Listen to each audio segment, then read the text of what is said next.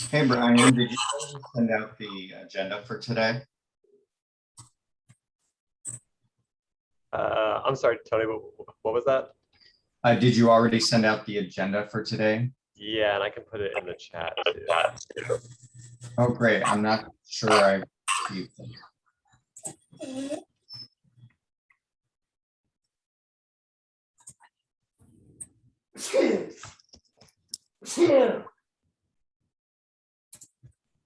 Gesundheit.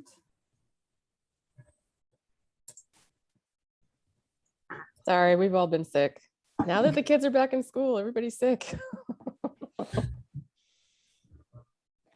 One of those times when video meetings is a good thing, right? And I was thinking about like, I can work at home and that's fine. I don't think I'd want to go into an office right now.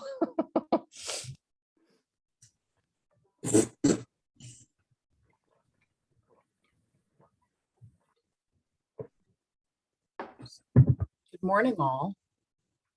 Morning. Morning.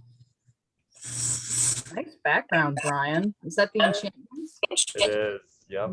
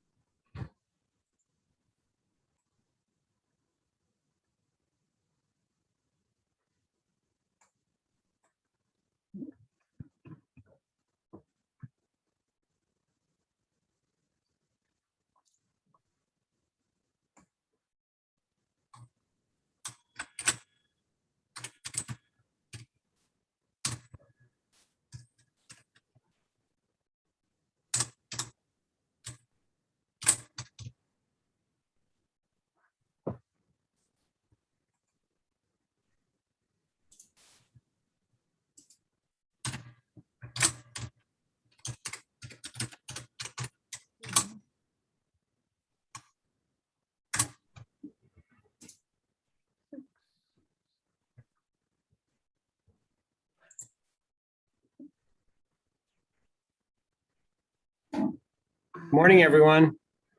Good morning, Daniel. Hey. Morning. All right. I think we're past time, so I'm going to go ahead and get us started here. Welcome, everybody. October, what are we to? October 21st, 2021, 21. And I'm Vivek Shandis, chairing the Urban Forestry Commission. We have quorum with commissioners here, the urban forester, our city attorney, and Brian, who helps us with pretty much everything. I'm glad to see that we have one public comment, I think, and I'm gonna go ahead and open it up with that. And I think it's Ted. It is Ted. I'm going to give him permission here. Okay. All right, Ted, you should be able to get started. All right. Good morning. Can you hear me? Yes. Yes. Okay, excellent. I need to turn on my volume here. Good morning, commissioners. My name is Ted Labby with the Urban Green Spaces Institute, and I am thank you. I want to thank you for your hard work on the Urban Forestry Commission and your attention to these details that come before you. I want to take a minute this morning to comment on the pedestrian design guidelines that are now open for public comment through October 31st. I did submit comments already to the city, and I did forward those to you. And I just want to highlight a few things. I think Michelle Marks did a great job at your meeting last month, sort of highlighting the improvements in the code for trees. But I think what was missed were some of the additional opportunities we have with this once every 20-year opportunity to update the pedestrian design guidelines. And I want to draw your attention to my letter. I don't have time to obviously cover all the details. There's just a few things I want to highlight with the 3 minutes that I have that I've already spent a ton of. I really appreciate what PBOT has done with the curb bump out provision. Ian and Megan were with me on the advisory committee, and we supported that and encouraged them to go farther with it. But I think there's little things in here that I would like to see others pick up on and encourage PBOT to consider. And those little things include things like shrinking the frontage zone down to 0, considering pinch points for trees within the pedestrian through zone. That got left out. I don't see why we can't have meandering pedestrian through zones. Michelle and PBOT folks are very fond of straight lines, hard edges, like engineers frequently are. But we have examples of this in the city already, and I've not heard any complaints or explanations why we couldn't do more sort of meandering pedestrian zones to be able to accommodate frontage zones in certain circumstances and wider planting strips in other situations, so we can have more medium and large form trees. The sidewalk variation process gives very little consideration to trees. Trees are kind of like a last thought, so I think we could do better there. And then lastly, I wanted to see them do more with expanding the use of sidewalks on one side of roadways and pedestrian shared streets. The way that is handled now, it's pretty much just like for capital improvement projects that we know are pretty rare. And so being able to make it easier for folks to be able to do that across a bigger portion of the city's road networks would be great. That's what I got. I got a lot more detail in my letters. I would just like to say one more quick thing. I know you're talking later about Title 11 additional reforms and considering residential infill phase 2. There's one thing that I'm very interested in talking more about with you at some point in the future, and that is the minimum lot size exemption under Title 11 for 5,000 square foot lots or smaller. I want to tell you a story about myself. I live on one of those smaller lots, 3,500 square feet. And my neighbor also lives on a 3,500 square foot lot. He has a magnificent 20-inch Douglas fir that he was going to cut down, which he could have done. He could have done under current rules. And I convinced him not to. I talked him out of it. I have another fine tree on my yard that I could easily cut down right now under current rules. I could just totally do that tomorrow and not have any problem doing it. Those trees are providing really important benefits to my neighborhood. And I would like to suggest that you consider lowering that threshold, maybe not to 0, but I think there's a case to be made to lowering it to say 2,500 square feet, maybe 3,000. I think you'd find that you would capture a whole lot of additional protection for trees in the city if we found a way to lower that threshold just a little bit. That's all I got. I've talked more than my time, and thank you very much. Thank you, Ted. Appreciate that.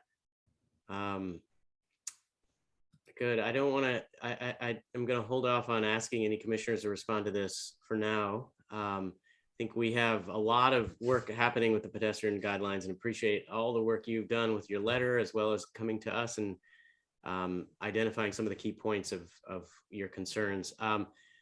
We've got this noted. I wanted to just turn over to Tony really quickly to have, actually, Brian, do you have a question before I turn over to Tony?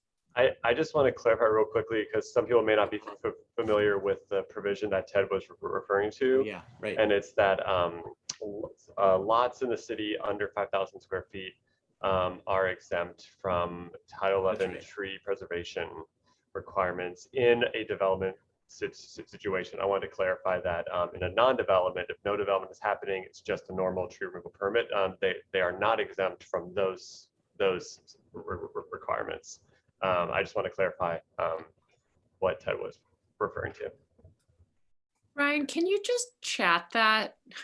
I don't want to ask you that, but just so we can have that as in the chat box. Thanks. Sure. Yep, absolutely. All right. Great. Thanks, Brian. Clarification. Hey, Tony, you want to give us a quick announcement? Sure. I just wanted to let the Urban Forestry Commission know that I am leaving my current position and doing other work within the city attorney's office. Some of you may already know that because this has been in the works for a few months, but I want to introduce your new attorney, and that's Rob Yamachika. He's on the video chat, so it should be one of the boxes. He's been in our litigation group, so he's actually been with the city longer than I have. He's been here 12 years, practicing for about 20. And so it's been great working with you all. I was going to try to put a little funny picture in here as going away, but I'm sure I'll still work with at least Jen, and I might end up seeing some of you since I'll still be here with the city. Rob, you got anything you want to say? Sure. So hi, everybody. Like Tony said, I'm Rob Yamachika. I'm a senior deputy city attorney. I've been with the office since, I guess, July of 2009. I used to be a law clerk back in 98 and 99. So I feel like I've been at the city longer, but I left for a bit to go down to California to do land use and environmental law for a bit and then came back. Like Tony said, I've been in the litigation section. So most of my experience with urban forestry has been related to litigation, most often where you've got a tree that was obstructing some type of traffic control device and then caused an accident. So I've worked with Jen, Larry McGinnis, and some other folks, inspectors, regarding to those cases, and provide some discretionary immunity training to various directors. I think that's been pretty much most of my contact with folks, but I look forward to working with all of you. Great. Welcome, Rob. Thanks, Tony, for all the work you've done with us and for us. Really appreciate all the counsel you've provided over the years. And Rob, I look forward to working with you. Awesome. So I think we're right on time. I'm gonna transition over to minutes that Brian sent coming up here. So I think it was the email Brian sent from October 15th, I think it is, that contains the minutes from our August. Any questions or revisions? Give you a minute with the minutes.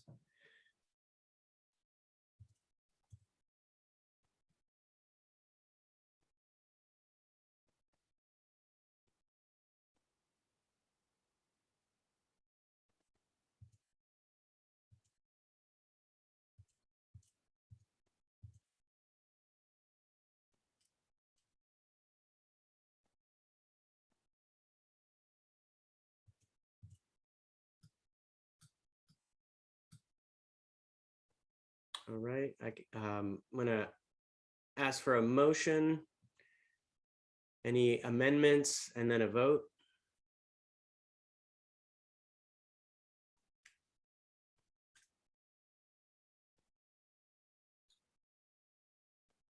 Yeah, I provide a motion to approve the minutes. Okay, As is. Adrian's motion on the table.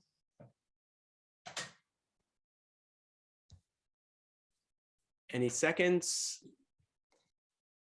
I'll second it. Bruce seconds. Any revisions to the current minutes before I call to vote?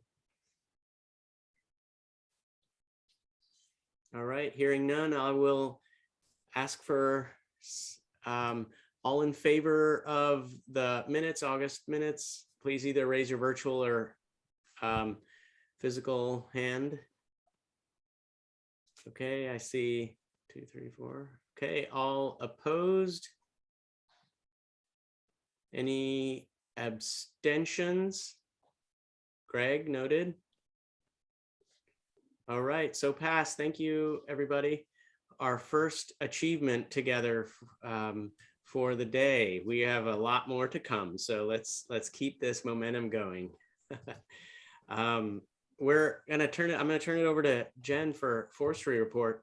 And Jen, I gave you 2 extra minutes. So this is like a moment to actually note in the record books. I'm usually 2 minutes late getting to you. I was able to get you 2 minutes extra today. So here you go. We're on a roll. Let me not remove that momentum. Okay, good morning, commissioners. So clearly autumn is here with finally and thankfully rain. We're really glad to see that. I'm sure you all are. And that also means celebrating Arbor Day, which is on Saturday, October 30th from 10 a.m. to 1 p.m. at Lens Park. And you were invited to that in more detail last month. For details on that, you can see the most recent tree bark edition or look online for the event webpage if you'd like to join us, which we hope you will. And I wanted to mention, I believe, Daniel, your folks from Johnson Creek Watershed Council will be there too, so that's fantastic.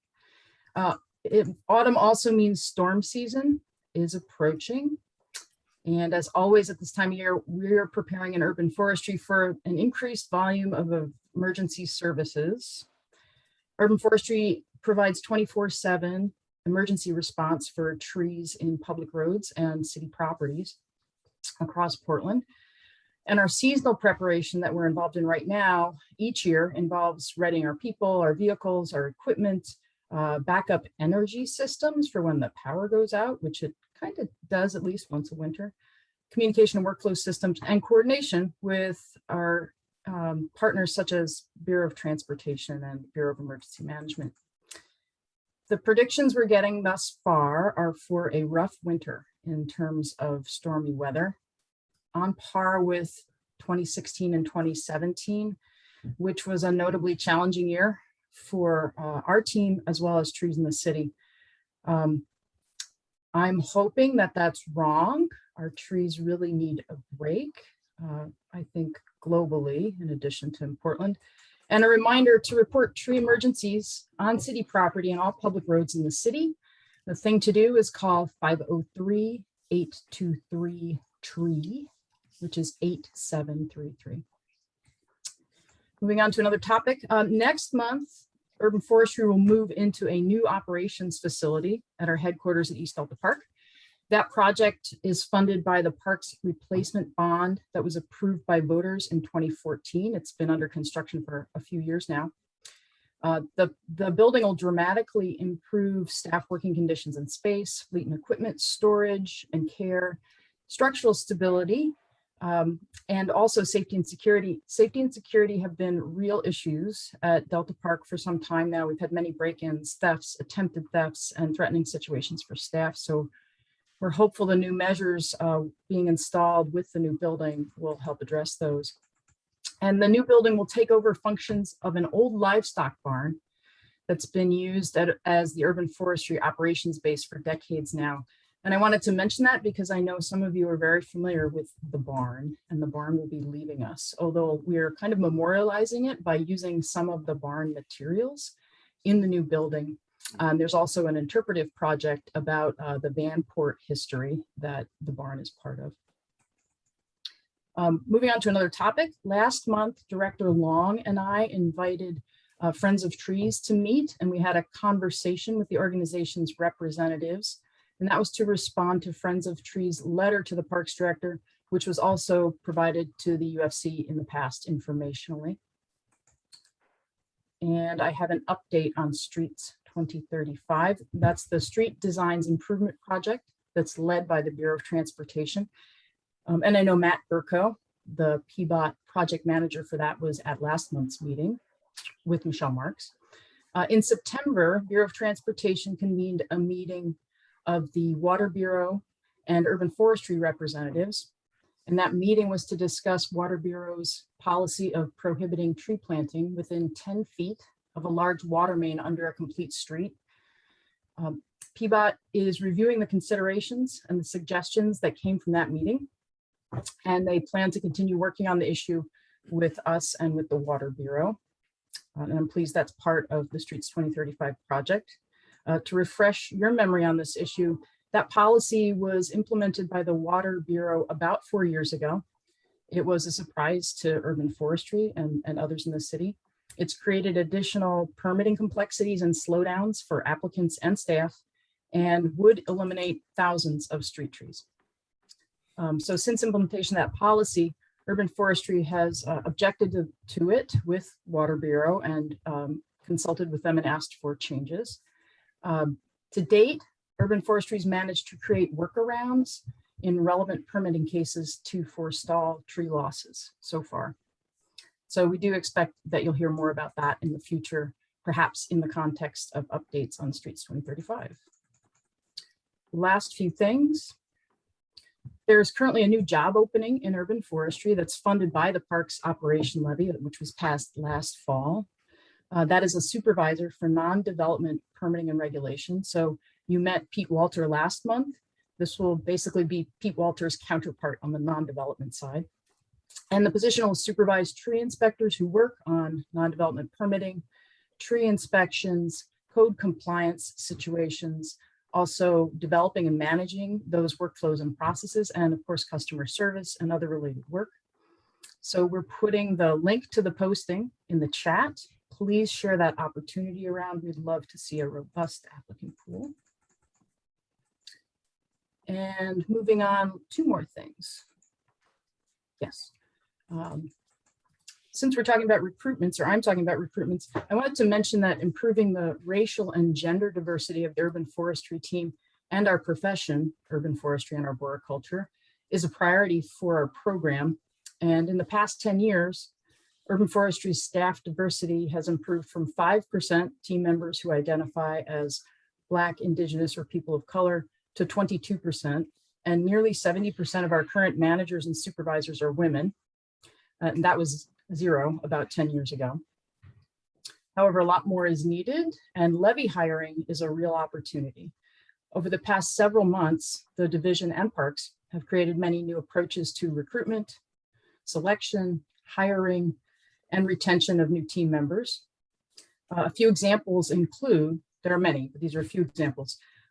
The Bureau currently, Parks, is paying local BIPOC-focused partner organizations to advertise job openings and help recruit applicants. We have extensive advertising focused on our diversity goals. And we've also included in new staff onboardings, briefings on local racist history and policies, and resources and contacts for the new staff to use for support and education in those areas. So last thing is some advance on future meetings. At next month's meeting, the commission will be asked to consider a heritage tree removal by the tree's property owner, so it's a private property tree. The tree is not dangerous, and as per code, that means Urban Forestry Commission approval is required in those situations, non-emergency situations. So procedural as well as case-specific information will be provided to you all beforehand to prepare you for that. We don't do those very much. They don't come up very often. So we'll give you some information to help with that. And then just to mention some other upcoming agenda items, those include racial equity lens training. You'll recall we had an overview a couple months ago from our diversity, equity, inclusion team. Also an update on the Dutch elm disease management program, information about permit fee waiver programs. We're starting on the next budget cycle, believe it or not, right around the corner. So that'll be soon too. And also the commission's annual report will be due as we approach the end of the year. So that's something you'll see as well, hopefully. That concludes my report. If anyone has any questions, please feel free. As long as there's time, Vivek. Yeah, thank you, Jen, for that summary and really compelling stuff specifically related to DEI initiatives in forestry. Sounds like that's great. Looks like I see Barbara's physical hand, and then Adrian, Bruce, and Greg. Barbara, do you want to start us?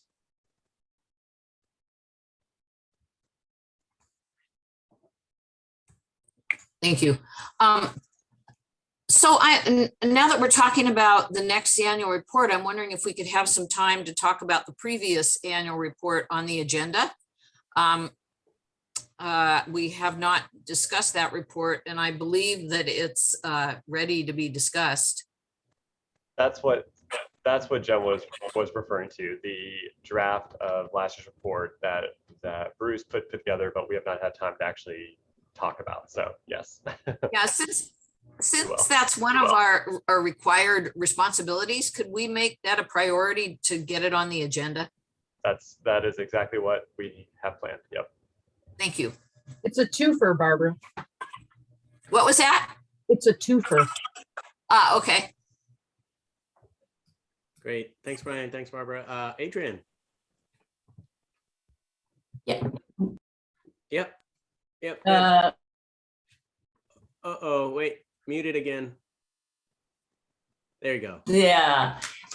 Yeah, Jen, wondering if you could share anything about the Friends of Trees discussion, or did that move forward in a useful direction, or how is that moving along?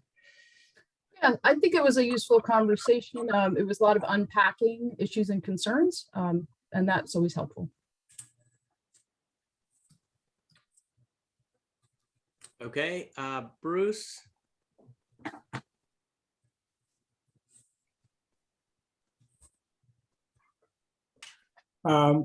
Just a clarification on the Water Bureau talk.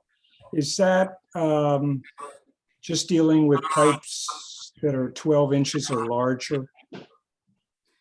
It's 24 inches or larger. Okay. So they're called transmission pipes or transmission lines. And Bruce, it's also under complete streets. So that means streets that have a pavement base, curb, and associated sidewalk. Okay. If it doesn't have any of those elements, it's different policy. Right. Greg, commissioners, be sure to put your hands down when you're finished with your question so I can keep track a little more easily. Thanks. Greg? I just wanted to, I don't know, Jen didn't mention it, but Nick Desai is here listening in. I think all of you know him, but I wanted to let you know that we've thanked Gina for her service at the Heritage Tree Committee, but she's got a new job in parks. And so Nick is going to be our liaison for Heritage Tree. Welcome, Nick. And I don't know if there's anything you want to say, but I look forward to working with you. I have nothing to say right now, but I look forward to working with everybody and to my new role in the Heritage Tree Committee. More to come. Right. Thanks, Greg. Thanks, Nick. A quick question. Yeah, Jen? Yeah, I need to clarify something because I said it wrong in response to Bruce's question. I was giving you more information about complete streets. And rather than it being a different policy, like the Water Bureau's policy is the same, no trees within 10 feet of a 24-inch diameter or larger water pipe, but urban forestry's concerns differ. Our concern is with the complete streets, not with those that aren't. That's all. Okay. Just a quick question, Jen, on the report. Do you or your office have some say about the design guidelines that's going into the Delta Park structure? Are you able to, for example, provide feedback or even get community members to provide feedback about creating, for example, things like a resilience hub within the building itself? So it actually so that it allows for the building to provide respite during extreme heat, smoke events, other such events that can disproportionately affect communities, particularly in North and Northeast Portland. Yeah, great question, Vivek. We do have that opportunity. And in fact, we've had a couple staff who use the building frequently, very involved in its design and of course, construction oversight. Overall, those things are handled though by professionals in that field, which we are not. That is the planning and construction and design group of parks under Lauren McGuire's leadership.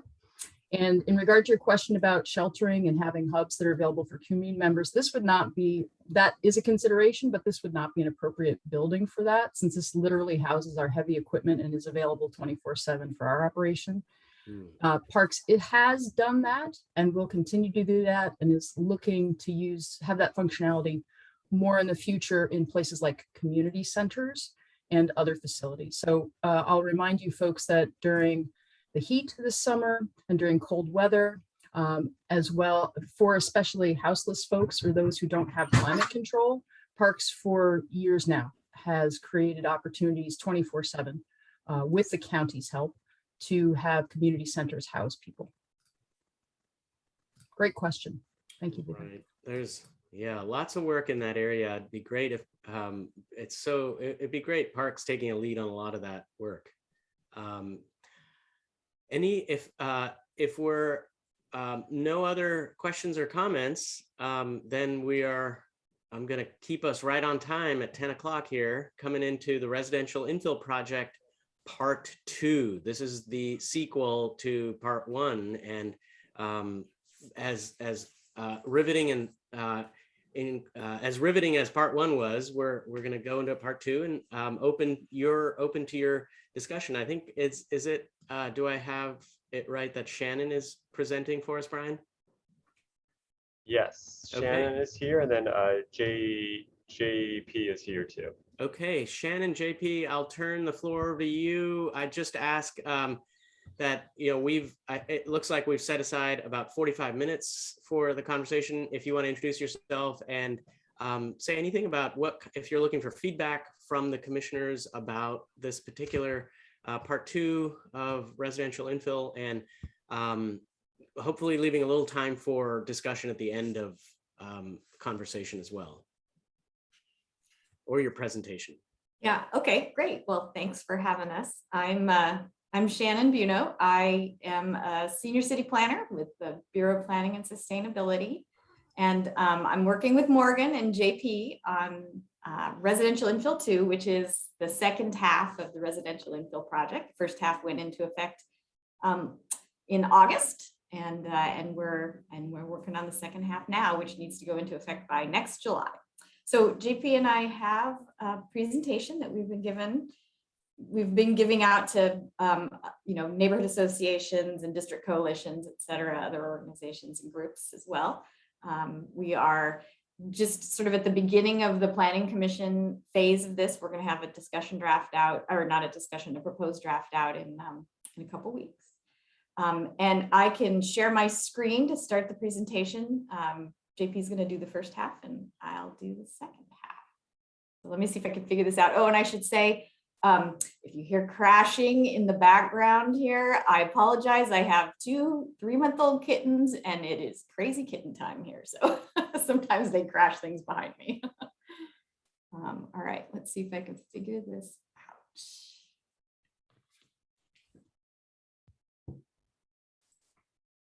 All right. Can you see the presentation? Looks good. I see it. All right.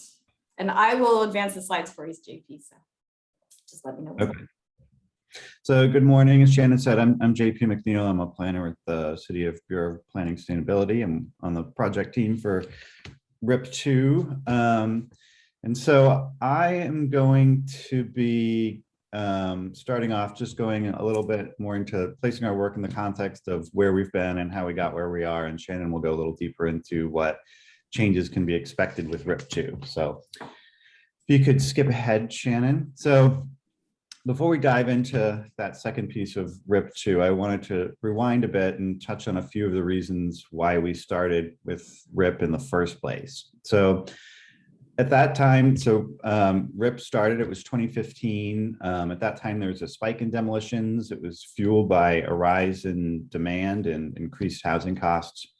And as house prices were climbing higher, houses that would have previously been too costly to demolish and rebuild started to become more profitable, more feasible for redevelopment. And then aside from the loss of smaller, less expensive homes being replaced by larger, less compatible homes, these demolitions and replacements, they weren't doing anything to actually add housing capacity and add housing units. It was just replacing smaller units with bigger ones. And so the problem was, it was largely a supply and demand problem. On the demand side, we had a growing population, higher wage jobs, record low interest rates, which increased purchasing power, demand from millennials who are entering the market, the starter home market. And then on the supply side, we had a deficit of new home starts, and we live in a city where 75% of the land is reserved for single family houses. We account for where housing is allowed. And then there was just not a lot of vacant land. Out of 131,000 lots that were included in RIP1, only less than 3,000 of those were vacant tax lots. So there was limited opportunity for new housing to be built. And then these housing costs have only actually gotten worse. So when RIP when the RIP proposed draft or staff report was first released in 2015, median home prices, they at that time seemed high at $225,000. Now it's only gotten worse. Now we're talking about 540,000 median home price in Portland, which is obviously a lot, although in relative terms, it could be worse when you consider that the median home price in California statewide is $800,000, and in the city of Seattle, it's about $750,000. So RIP set out to create a new zoning paradigm for all those single family lots, so that if and when they do redevelop, the potential to create more units and smaller sized homes would be allowed. And then in the midst of all that, the state legislature passed a bill in 2019 to require cities to allow middle housing. And so it was largely modeled after RIP. There was a lot of overlap there, but in some ways it went a little bit further. And so now we have to circle back and address a few things that got left out the first time around. Next slide, please, Shannon. And just to make sure everybody's on the same page here, what we're talking about when we're talking about middle housing, it's the types of housing that are between a single detached unit, a house, and a mid-rise or high-rise apartment building on the other end of the spectrum. So previously, the old regulations, the old paradigm, it led to most housing being built. It was in one of those two categories generally. It's either single-family homes or apartment buildings. And so with middle housing, we're talking about adding duplexes, triplexes, fourplexes, cottage clusters. And then with RIP 1, we were pretty much we were only focused on the duplex, triplex, fourplex piece of things generally. And that's what you see in the yellow in that diagram. And then now we're talking about, with the state legislation, we're talking about adding cottage clusters and then some changes to townhouse standards where we can allow townhouses at increased densities. Next slide. Thank you.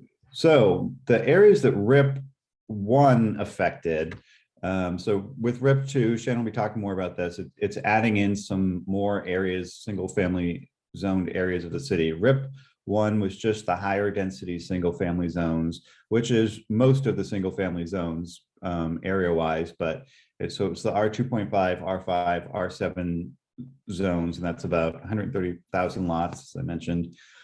So here on the map, you can see that's the yellow in this map. Those are the RIP 1 zones, and then in the pink area, those are lots that were included in RIP 1, but they're on the constrained sites overlay zone, so the Z overlay, and that limits middle housing to just a duplex. And Shannon will be talking more about the Z overlay in a bit, but the Z overlay is areas they're characterized by constraints because of the presence of natural resource areas, landslide hazards, or floodplains. Next slide, please, Shannon. And then just the housing types that RIP adopted, I've mentioned duplexes, triplexes, and fourplexes, but it actually went a little bit further than that too, by allowing for 2 ADUs, accessory dwelling units, with a house, or 1 ADU with a duplex, where previously it was just 1 ADU with a house and they weren't allowed with duplexes at all. And the reason for that inclusion of those was the types of housing, those types of housing are easier for the more typical homeowner to leverage equity in their house to add smaller units without having to go for a full-on redevelopment of the site. And then also late in the process, there was an amendment at City Council that added in what's known as the deeper affordability bonus. And that allowed for additional units and more floor area if more than half of the units are considered regulated affordable housing. So in this case, that means housing affordable to families making less than 60% of the median family income. And then in which case you get up to 6 units with additional floor area to make it a more workable development model. Next slide, thank you. And since we are here at the Urban Forestry Commission, we thought it would be important to sort of place this all in the context of RIP's impact on trees. So RIP, not only was it adding options for new housing options and density, it also scaled back the size and bulk of new structures in the single dwelling zones. And so while there are no changes to the setbacks, building coverage, open area that might impact trees, the big change had to do with FAR, or floor area ratio. So what that meant is that on a typical lot, typical 5,000 square foot lot, the introduction of FAR limits, it reduced the allowable square footage by half to up to 2/3 from previous code allowances. So you can kind of see on the slide there where it actually just says current code, but that should be old code. The yellow box was sort of, that was the maximum building area. And so with the FAR limits, the building coverage hasn't necessarily changed, but the bulk of the building has, which encourages builders to build in smaller building footprints and build smaller buildings. So you could have the same area spread out with just a little nub as a second floor, or you could, they can reduce it and have a smaller building footprint that allows more space for trees. RIP also had took away all minimum parking requirements in single family zones. So that reduces the area needed for impervious areas and curb cuts.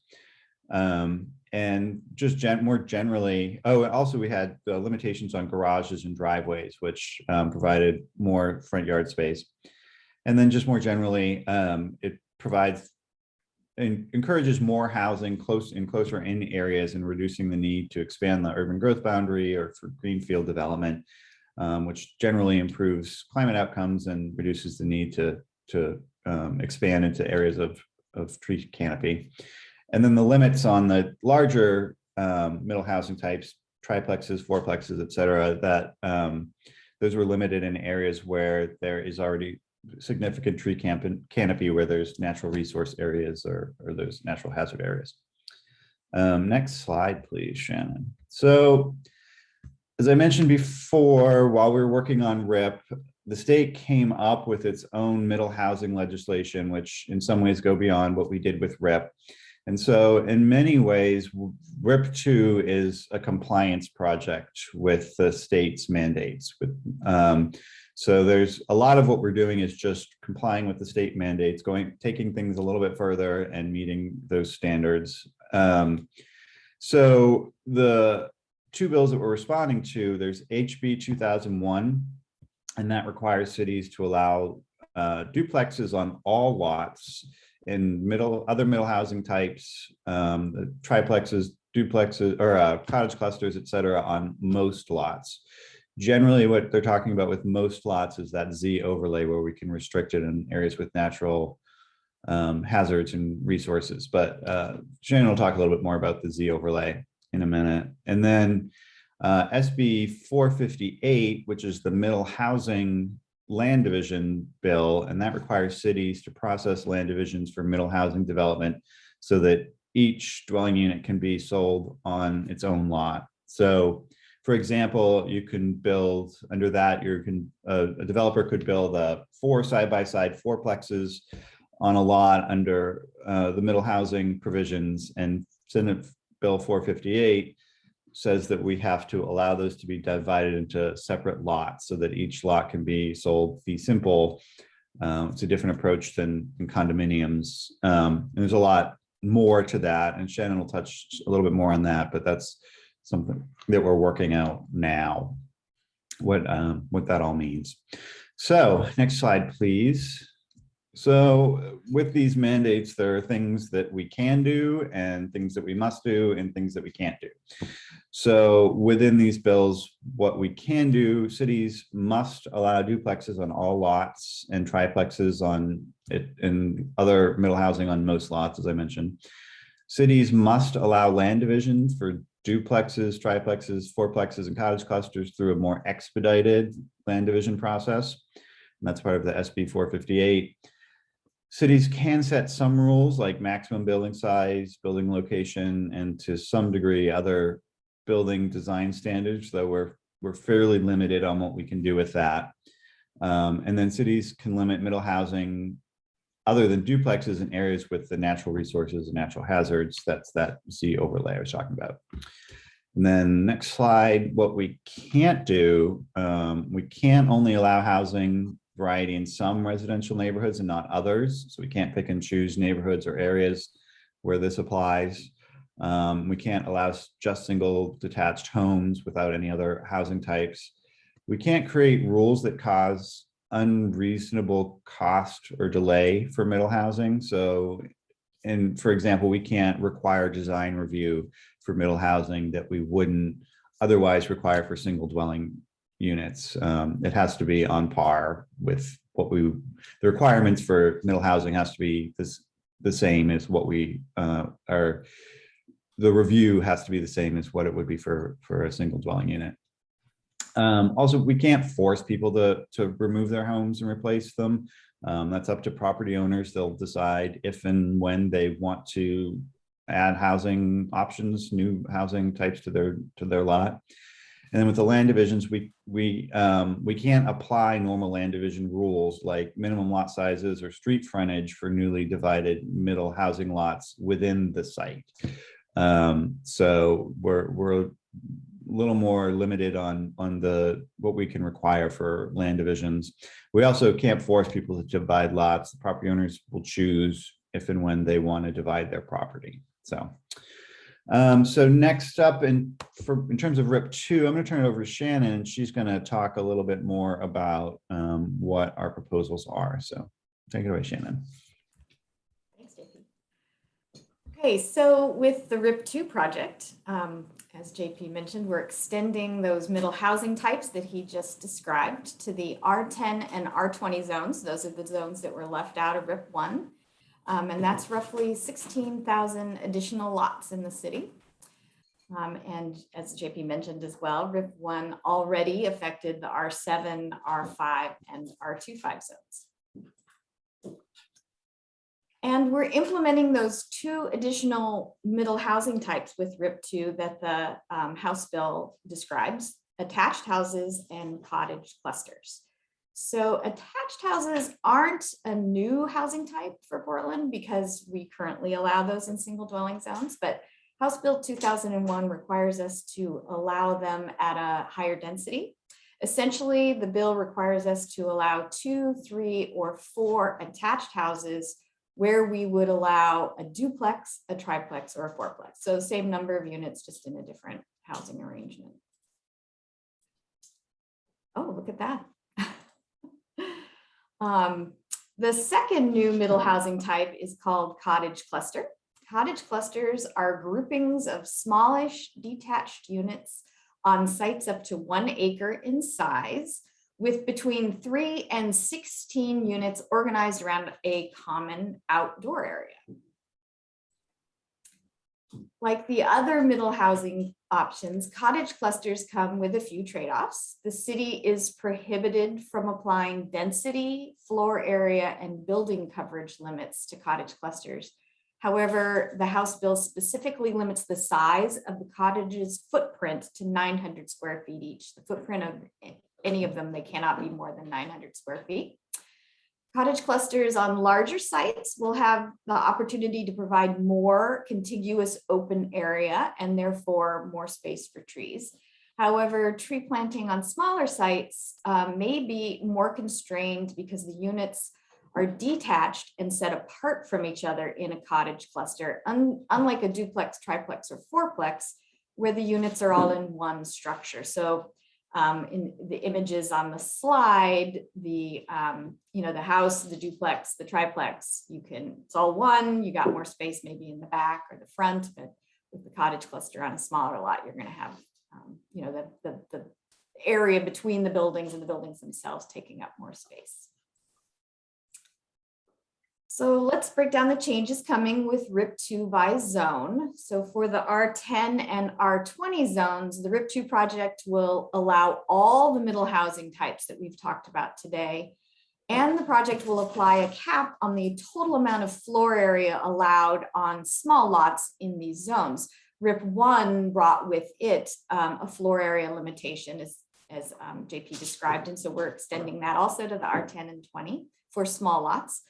The proposed FAR limits for R10 and 20 are going to apply to the to lots that are 10,000 square feet and smaller. So in the R7, R5, and R25 zones, the RIP2 changes will include allowing the two new housing types, cottage clusters, and the higher density attached house middle house type.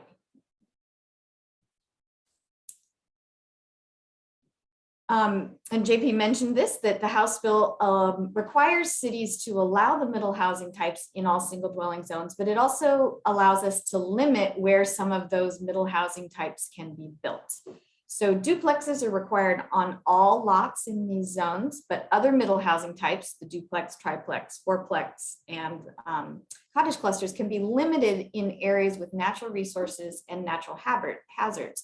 So to implement this, we created the constrained sites overlay zone with RIP1. The new overlay is called the Z overlay, that's its letter, and it prohibits all middle housing types except duplexes on lots with natural resources or natural hazards. As part of RIP2, we're going to update the Z overlay in a couple of ways.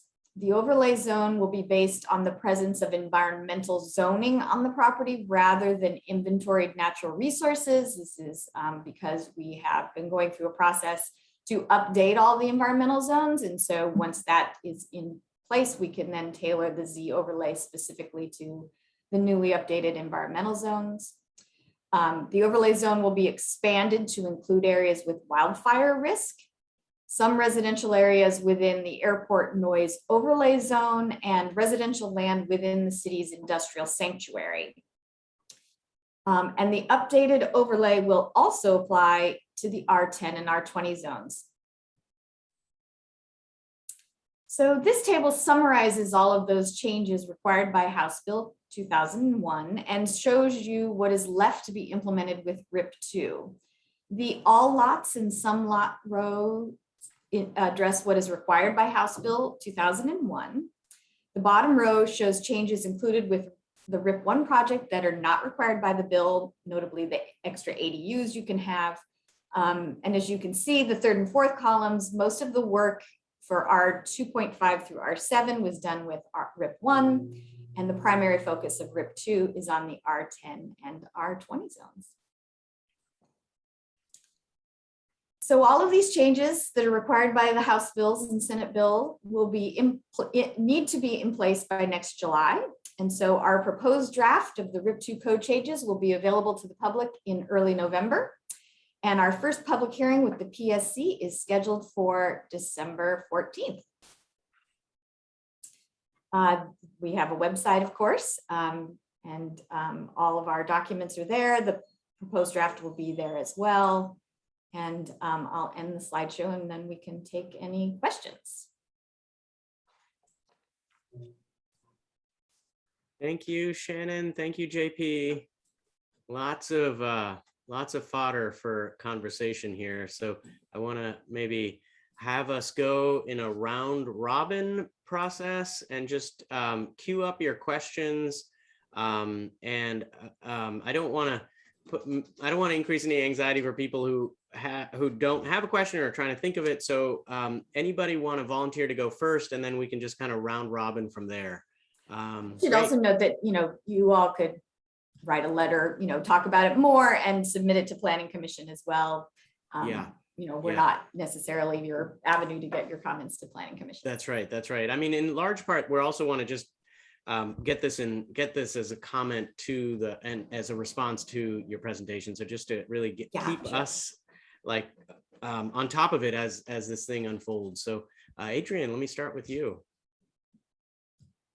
So quick question, does this override historic neighborhood kind of restrictions and requirements, either RIP1 or RIP2?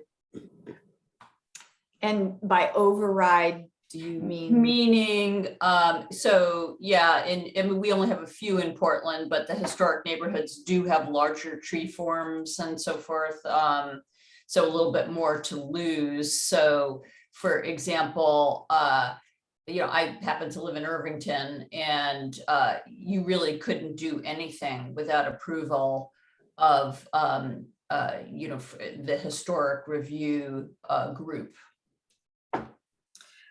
So the historic resources overlay zone, which is what applies to landmarks and districts, still applies.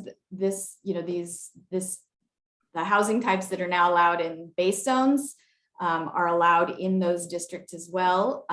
Any alteration to a site with a historic resource, like in Irvington or an individual landmark, is still subject to the historic overlay zone and is either is required to meet additional development standards if it's a conservation district, or go through historic resource review if you're altering the outside or you're building something new. The city council is just about to start deliberating on updates to the historic resource code. On November 3rd is their first hearing on that. And there are some additional allowances in terms of small accessory structures being allowed without a hefty review in a historic district. So I think it'll be easier to build a small, like, I think it's 400 or 500 square foot detached accessory unit in a backyard without review. But that's part of that project, not this one. So is that getting at what you were asking at? Okay. Thank you, Shannon. Daniel. Okay, thank you, Shannon and JP. Is he still here?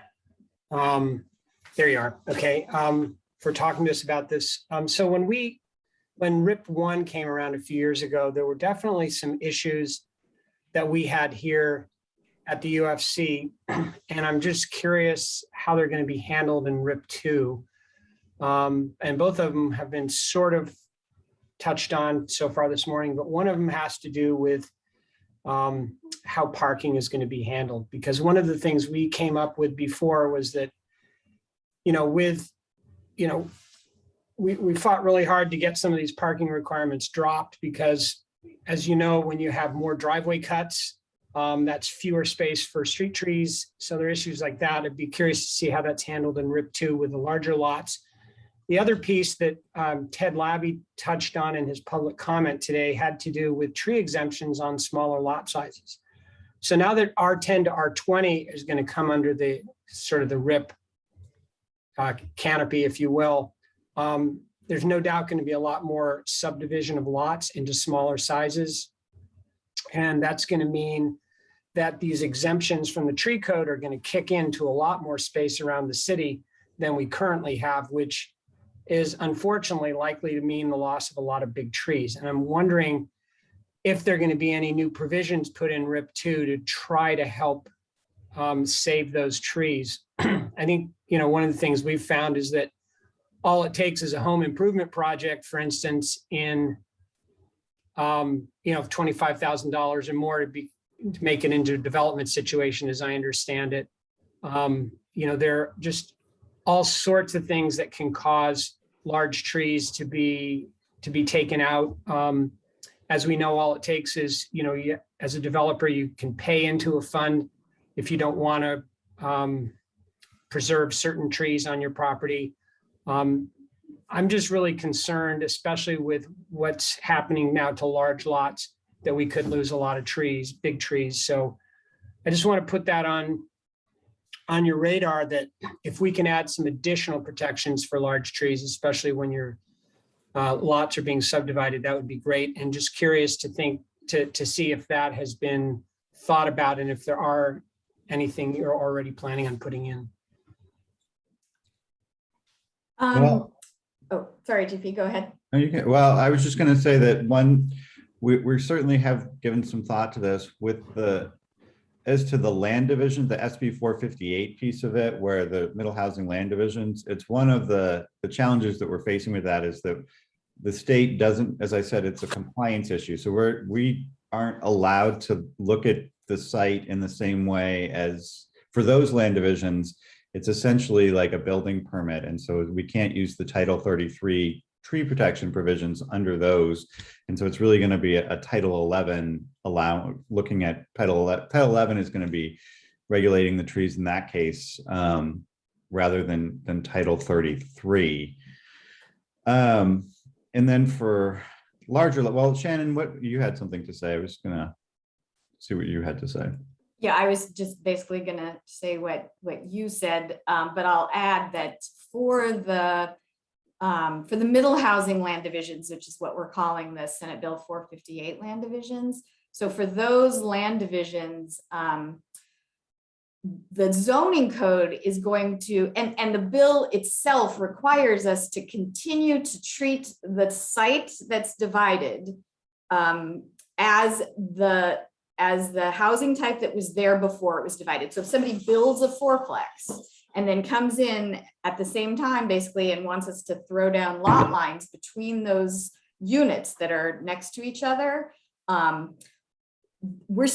zoning code is still going to look at that site as if it was the original site. And we're going to continue to treat it as if it were a 5,000 square foot site that has a fourplex, and it's still a 5,000 square foot site with a fourplex.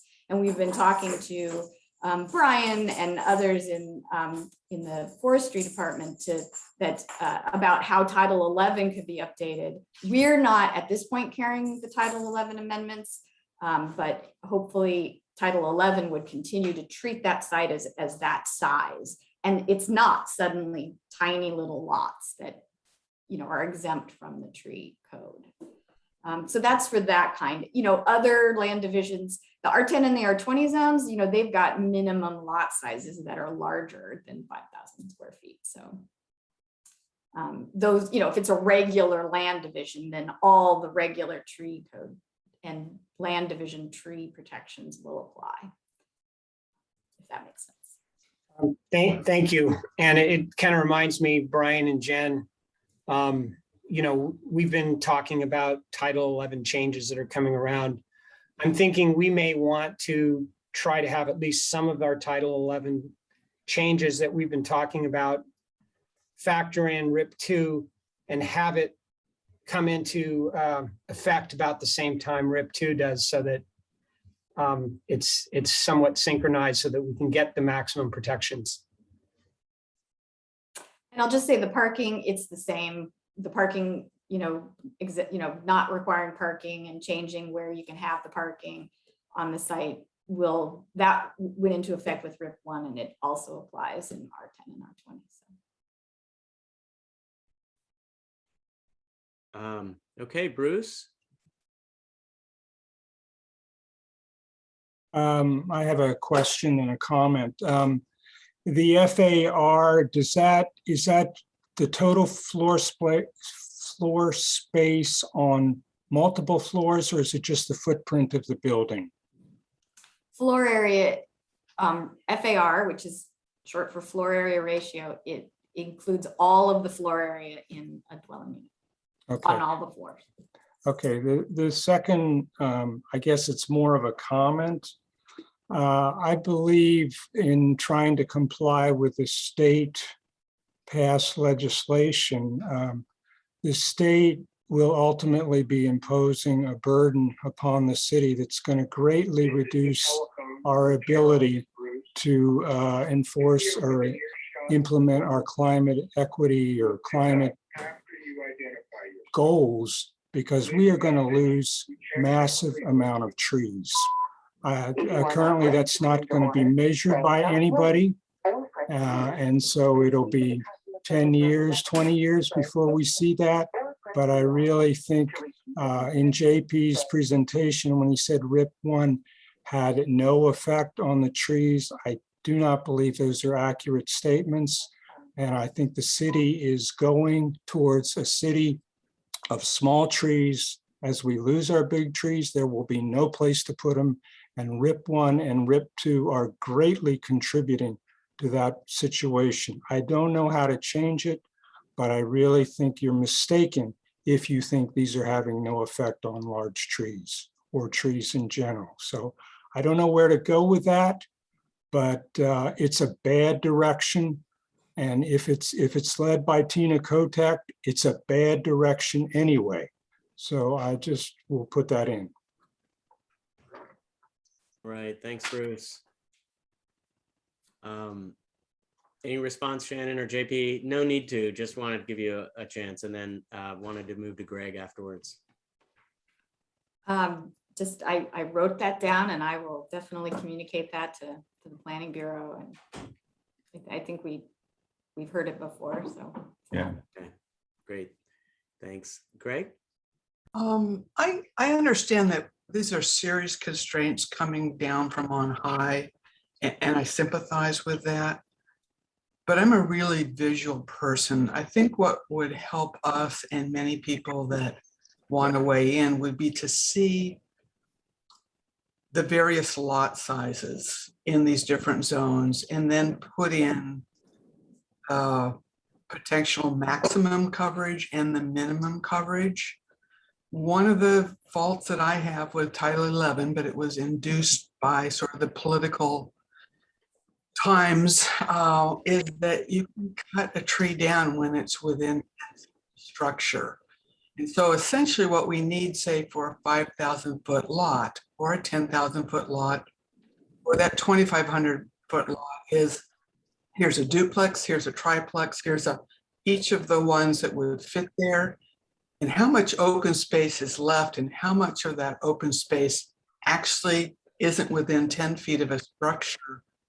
So a tree actually could be there and be protected by virtue of being there. I deal with heritage trees. They are in essence usually large trees. And when we don't have spaces for any trees anymore, except for on the street, we're being buffeted from the other direction with a pedestrian design guideline that's looking at 4 foot as a standard with the tree lawn. So I concur with Bruce. I think we'll be a city of small trees, few and small trees, and a lot of buildings and a lot of people. And, you know, parks are going to be the only kind of green space that has shade anymore. So it's a complaint. I know your hands are tied, but I think it's really fair to the community to show what will be tree space that can't be cut down by virtue of the Title 11 regulations. And are you suggesting we do that in our presentations, Greg, or in actually? Or make it available. Like a handout or something. To refer people. I mean, people have got to know.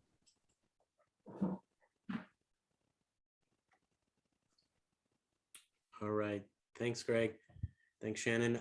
Megan. Thanks, JP and Shannon, for your presentation. I have a couple comments and then some questions to make certain I'm understanding correctly. One thing, and I always, to Greg's point on visuals, I just always want to point this out. You have various images in that slideshow showing like 2-plex, 3-plex, 4-plex with no trees in those images. And I just think like that, it communicates a message, right? And I know you may not have thought about it, but we think about trees. So if you're showing like, this is what it's going to look like, even in that image where you're like, this is explaining middle housing, there's trees on the lot behind it, but not on the lot where it's going in. So I just think like that actually communicates a different message. So I always like to try to point those things out because you may not see it, but I do. So that's just one quick thing. But another thing, I just want to understand, Bruce kind of spoke about this with the floor area ratio. I live in Kenton in North Portland, and I live in one of those neighborhoods that every time a house goes down, 3 go up. And I really believe in affordable housing. But what I feel like there was an R7 lot in my neighborhood, huge trees. All of those trees are gone. They're now all subdivided into smaller R-zone lots, and there are no trees. There was another lot, huge trees. It all went down. It's a duplex now, huge duplex. Great, more people. I love that. But to Greg's point, the front yard is like 5 feet by 6 feet with a huge tree that's never going to do well in that lot, and it's not going to be protected. By that fact, they took out all the street trees to put in the driveways. And I see that every time I go for a walk in my neighborhood, I go, oh, a house is for sale, damn it. Like, I know it's gonna happen, and it like breaks my heart because I'm just like, that big tree is not gonna be there. So I know that you all have limitations to it, but it's heartbreaking to also watch that happen, because I think of, we're making affordable houses for people, and then we're not going to give them any tree canopy. So it's like, well, you got to pick one or the other. And I just think we have to do better than that. But one thing I just wanted to understand, I know some of it's RIP 1 versus RIP 2, and it may just already have been done, but I think I'm a little confused around the 4 floor area limits and where it's a cap and where it's not. Because one thing that JPU said is that a developer could, right? They could put in a smaller house size, or they could choose to not put in the driveway. And I just want to understand when that's not true, because what I'm finding is it seems like they could, but they don't, because they want the return on investment for the square footage of the house. So I guess I'm trying to understand when it's a cap and when it's a suggestion. Does that make sense as a question?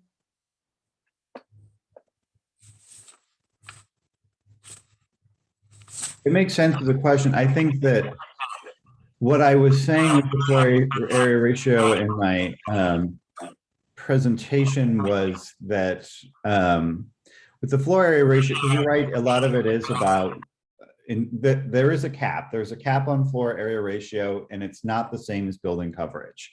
So building coverage is, the amount of space on the lot you can take. Floor area ratio is more the bulk of the building.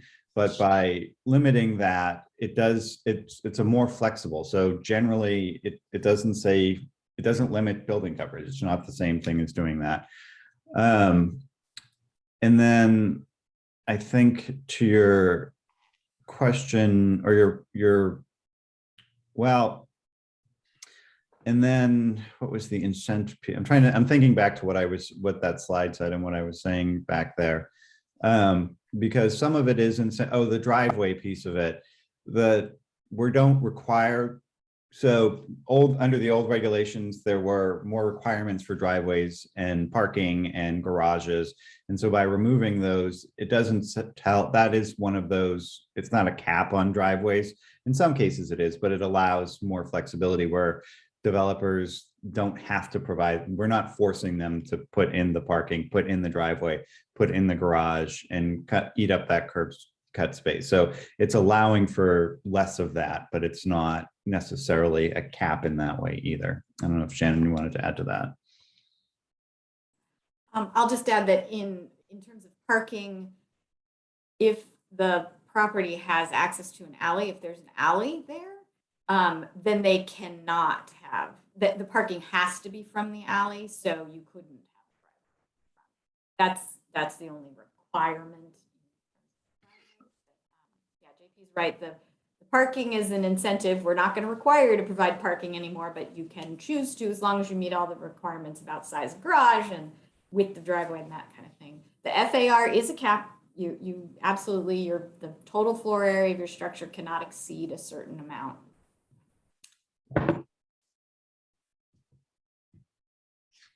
Thanks, Megan. Always appreciate your insights on the visuals and other things, of course. Jen? Thanks, Vivek. I had a clarifying question. Shannon, it sounds like you were not considering in RIP 2 having the tree elements, so Title 11's requirements carry forward based on the original lot size. Rather, you're saying that we would need to amend Title 11, bring that through a process and go to council in order to have those protections.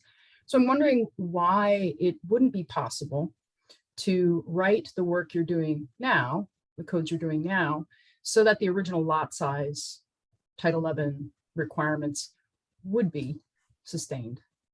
And that is basically that trees of a certain size and under certain conditions at least have to be mitigated in dollars for, and new trees planted in some cases.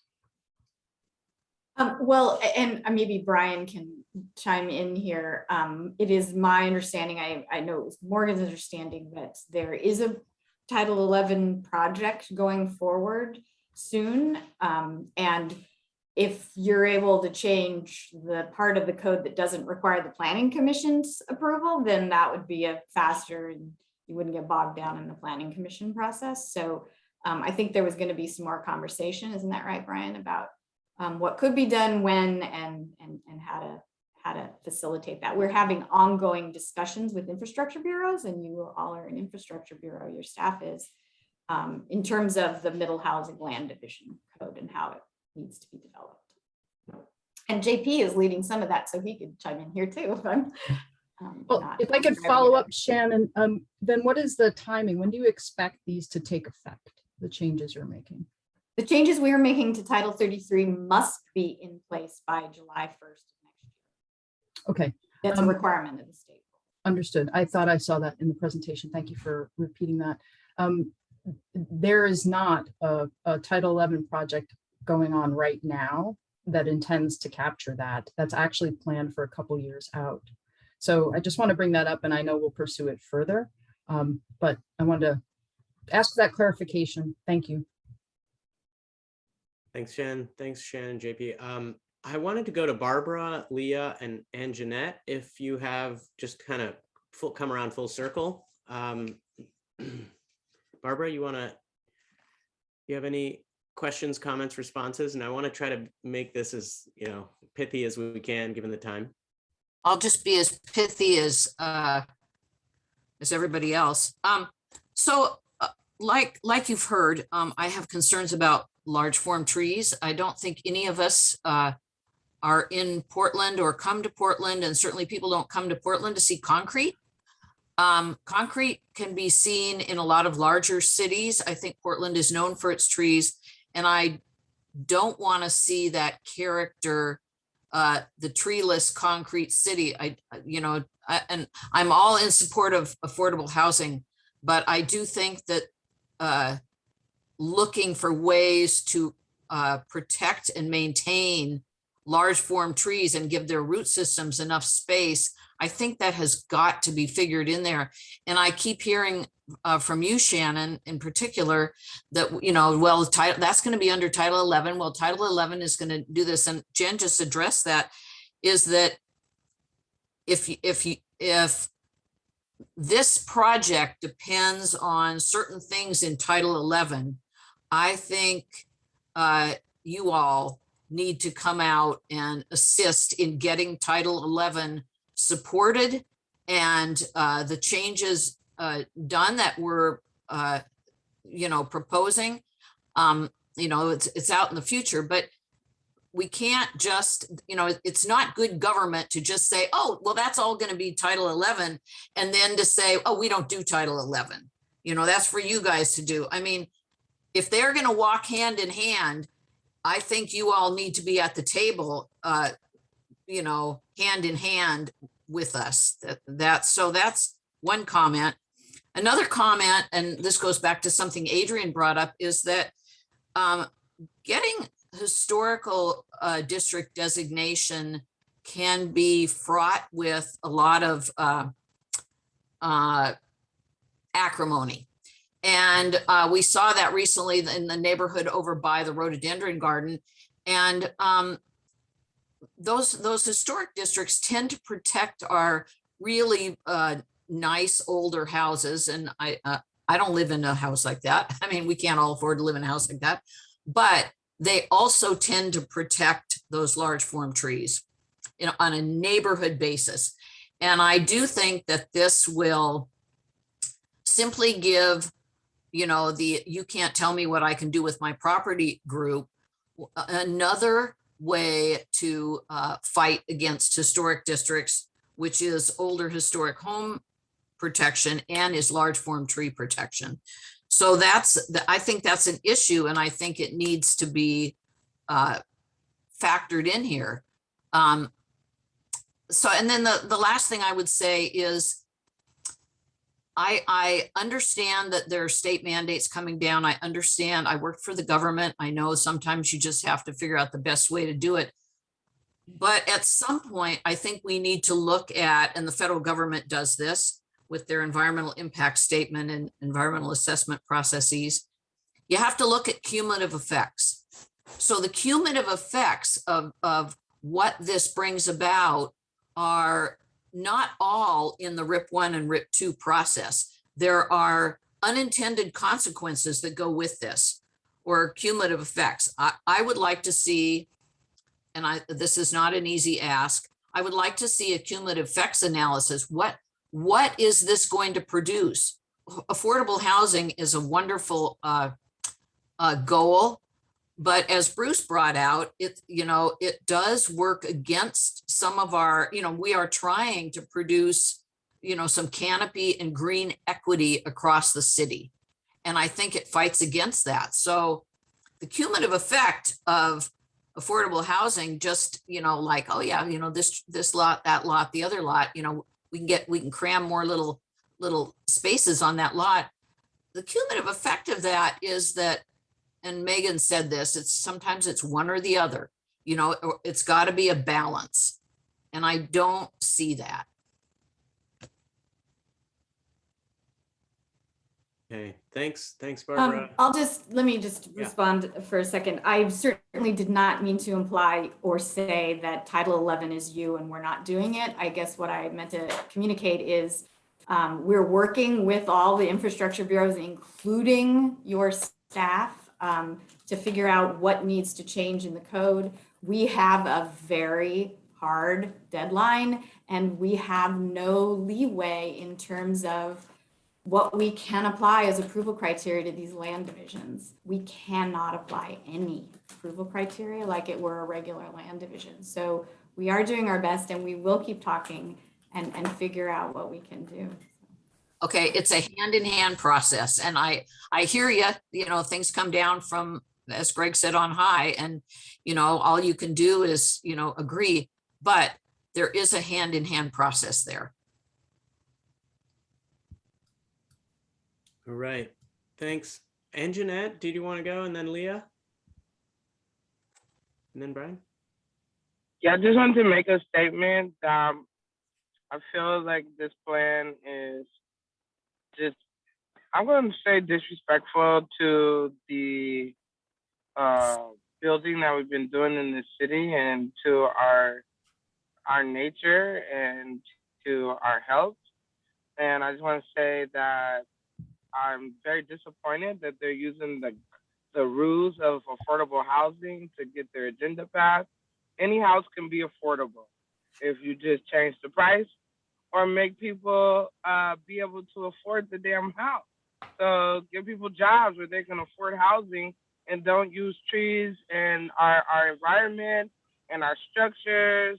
I feel like that's just very disrespectful to our intelligence. To sit here and say that this is all coming off the back of affordable housing, it's untrue. Any house can be affordable. Thanks, Anjanette. Leah, did you want to say something? And then Brian?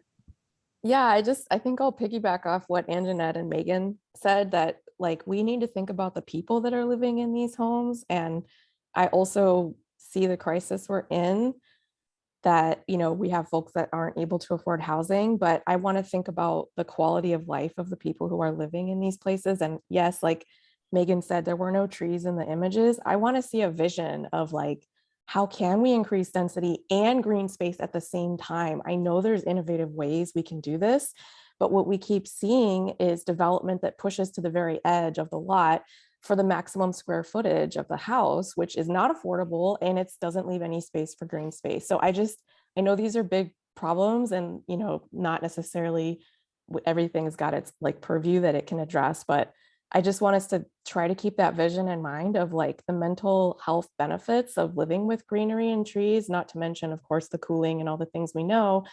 But let's think about the people that are living in these spaces and our natural spaces. And we don't want to bake in decades of more inequities of green space. Because if we're talking about historic neighborhood designations, we also know who benefits from that green space, right? And it's not all Portlanders. So just trying to keep this vision in mind of how can we get the density in places where we need it, but also we need to make space for greenery. And what are the models that show that being done in a way that, you know, increases everybody's quality of life? Great. Thank you, Leah. Well said. Brian. Yeah, thanks. Thanks, feedback.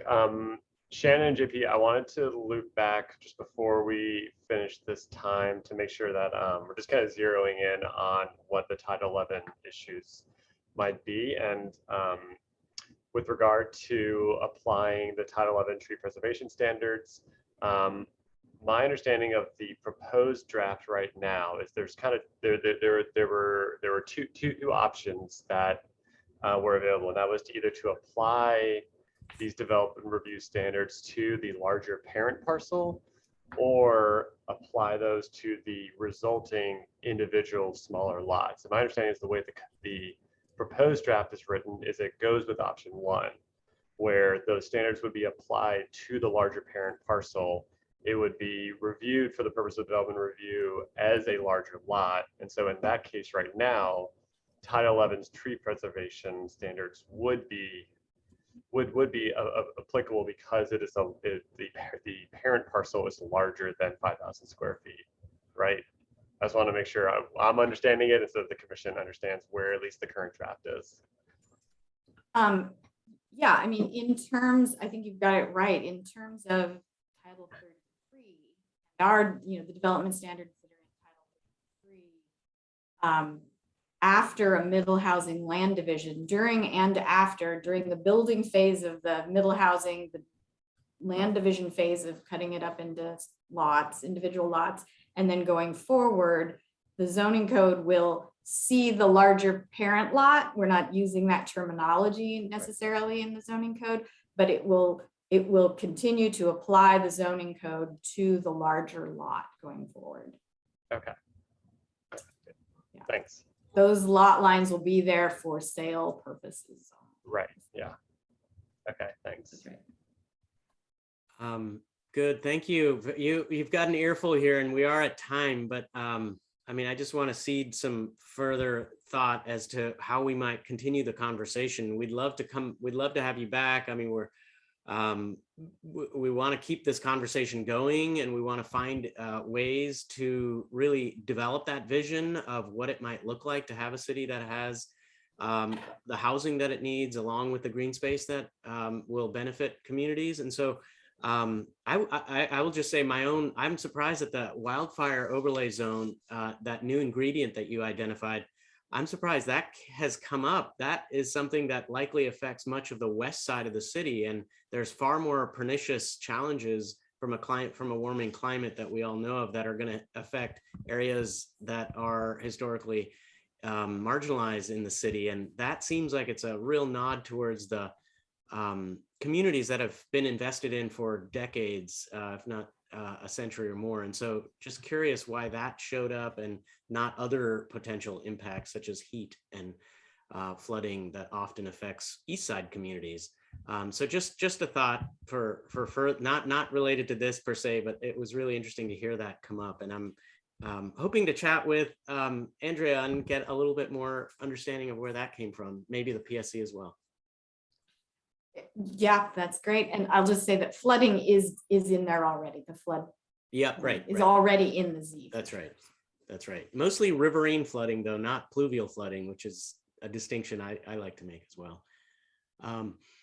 Thank you again. I hope this gave you a little bit of constructive feedback along with some clear pushback on concerns that the commissioners have. Really appreciate you willing to come in here, and thanks for your cats for being so well behaved during this process. And we hope to see you again. And yeah, I'd like to keep the agenda moving here. Thanks. Thank you. Thanks, JP. Thanks, Shannon.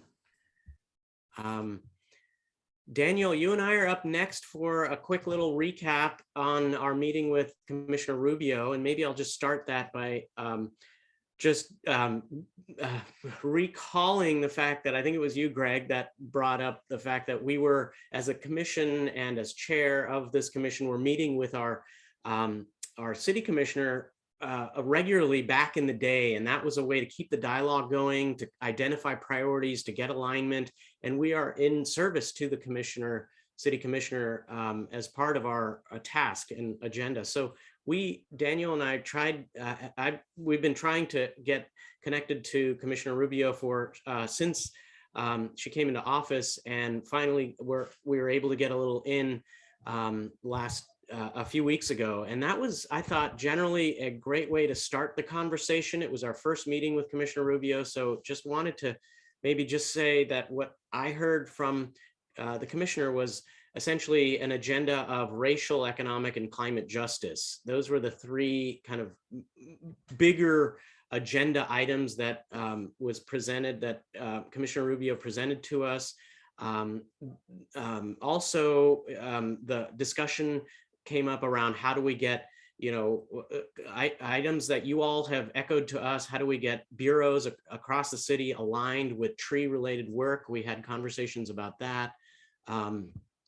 And I think there was also a real interest in trying to kind of continue having these conversations between the Urban Forestry Commission and the and Commissioner Rubio's office to address questions that we'll have today, for example, of Title 11 and what that might look like, as well as what advancing a climate justice agenda within parks and recreation might look like as well. So that was at least my high level recap. Daniel, maybe I'll turn it over to you to see if there are any other items worth noting to the commissioners as an early conversation with Rubio's office. Yeah, thanks, Vivek. I mean, I was pleasantly surprised that the commissioner really went out of her way to tell us how much climate change and its impacts on the city were really, really high on her agenda. And so I think there's an opportunity for us to continue to link trees in the city as mitigation for some of existing and future climate effects. I think we have her ear on that. So I think as we consider from some of our policy, proposals and letters and that type of thing, that we have a real opportunity here to bring that up and raise that with Commissioner Rubio. The other thing was, it was kind of inevitable that this issue of having parks and environmental services come together to, kind of work out whatever, has been preventing decisions from being made and permits and all the other things that we've come up with. We didn't really get into any details. We just said, really, from the commission's perspective, we want the two bureaus to really get together, iron out whatever the issues are so that we don't have any delay in street trees getting planted around the city.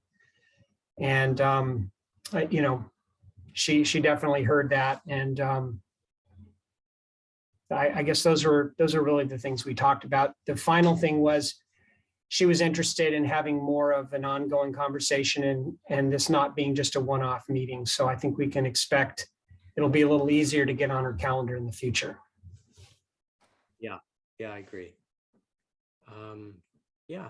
And commissioners, just a note, like as things come up, and I think the minutes might reflect this, as things come up that you want to be brought to Commissioner Rubio's office, please note them down, whether in the chat or out loud, or so that we get it recorded. It's just, when we're meeting with the commissioner, it's like we want to go through a set of things that are important to you all and make sure we find ways to kind of navigate that. And please feel free. I think what we've started is an open dialogue, as Daniel's saying. So let's keep that agenda going. I'm hoping maybe it's a quarterly thing is what we kind of concluded at the end of our meeting, was every quarter, or maybe 4 times a year. In other words, we could have an update, check in, see how much or how not we are aligned with our interests.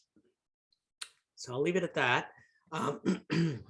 I know there's still another doozy of a conversation coming up here. So I don't want to belabor this too much, but unless there are questions coming up for you all, I'd like to kind of transition into Title 11 Amendment Project Update. I believe, is it Nick that's bringing that up for us? It's me and Nick, yes. Okay, Brian and Nick, excellent. And let me turn it over to you. Apologies for going a little late, but we'll do the best we can. No problem. And I'm going to make this a bit of a abridged version of what we were going to do, because we do still have to talk about the Bill Nato awards. And I know that Daniel and the policy committee do have some, a time sensitive thing to talk about in terms of submitting a comment on the pedestrian design guide. So I'm just going to shorten this up a little bit from what I had planned. But really, Nick and I, as you know, are co-project managing the current Title 11 Amendment project. And just as a recap, you've probably heard this a dozen times, but this is a fairly narrow project in scope. So when Jen said earlier that there is no planned code Title 11 project, or the current Title 11 Amendment project would not really be a way to address things like smaller lot sizes. She was referring to, we have a more substantive amendment project planned for a few years out, but that this current one is really focused on minor policy and technical changes to the code. So we are in the phase of the project where we are finalizing the list of amendments that are going to move forward. We have met with most of the other city bureaus to get their initial feedback. And then over the next two months is when we'll actually be writing the code language. Some of these are fairly straightforward, and some of these we've identified with some of our partner bureaus will require a bit of a work plan to identify the right language to get the kind of outcomes that we're looking for. But what we really wanted to use this time for was to get any feedback that you currently have about the list of amendments. I sent it out a few weeks ago, and then again with the meeting materials on Friday. It's a list of about 40, let's see here, 36 current amendments. I don't want to go through all of them individually. That will take too much time right now, but really just wanted to give a bit of an open time to clarify any of the amendments. Some of them are a little bit technical in nature, and so we definitely wanted to just provide a space to clarify those, but also hear feedback from you of, things that you would like to see on the list, and if those are proposals that can fit within the scope that we have, we would definitely want to consider them. But yeah, in general, just wanted to provide a bit of an opportunity here. So feel free to just chime in. Yeah, Daniel, you want to start? We'll maybe go around as well. Yeah, this is not so much a comment, but a process thing. I did want to mention that the policy committee looked at the previous version of the list a few months ago. And early this month, Brian and I had a conversation, and we talked about some of the suggestions from the policy committee. So Brian's incorporated those into the list. So.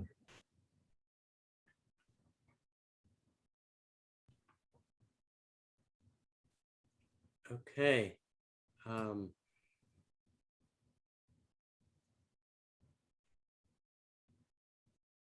The questions or considerations?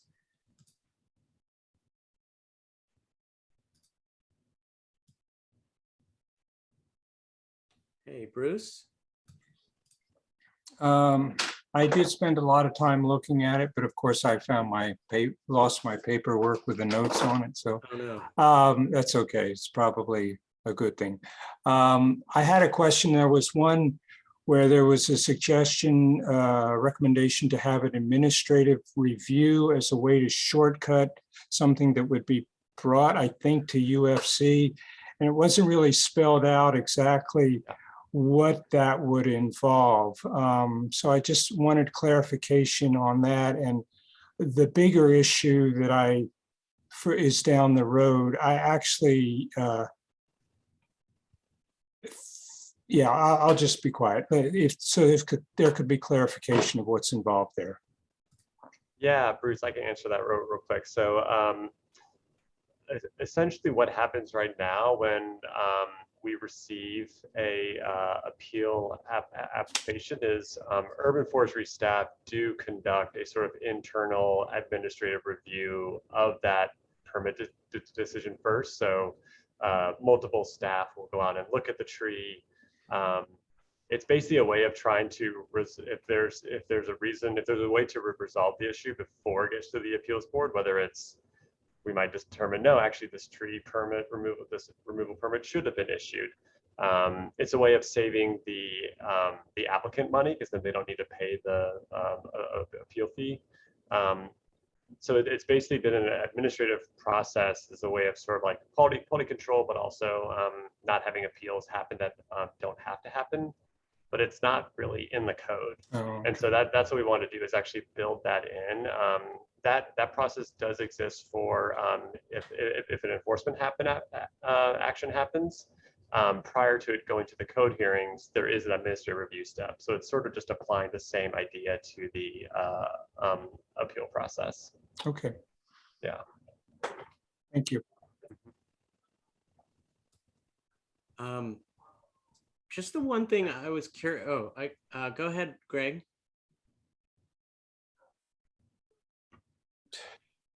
Yeah, I did go through these and I clicked on the code, and what I don't have, I'm really glad I'm not doing this work, because I know it's nitpicky stuff. I did have comment, I think, on 2 of them, and that was the performance path option. I wonder if this would be a place where we could put the different number that the hearings officer applied to Quercus garryana. It was a heritage tree, but after all that expert testimony by various arborists, they actually required, I think, 1.5 feet instead of 1 foot for each dimension of the DBH. I think I could squeeze that in under sort of a technical change thing.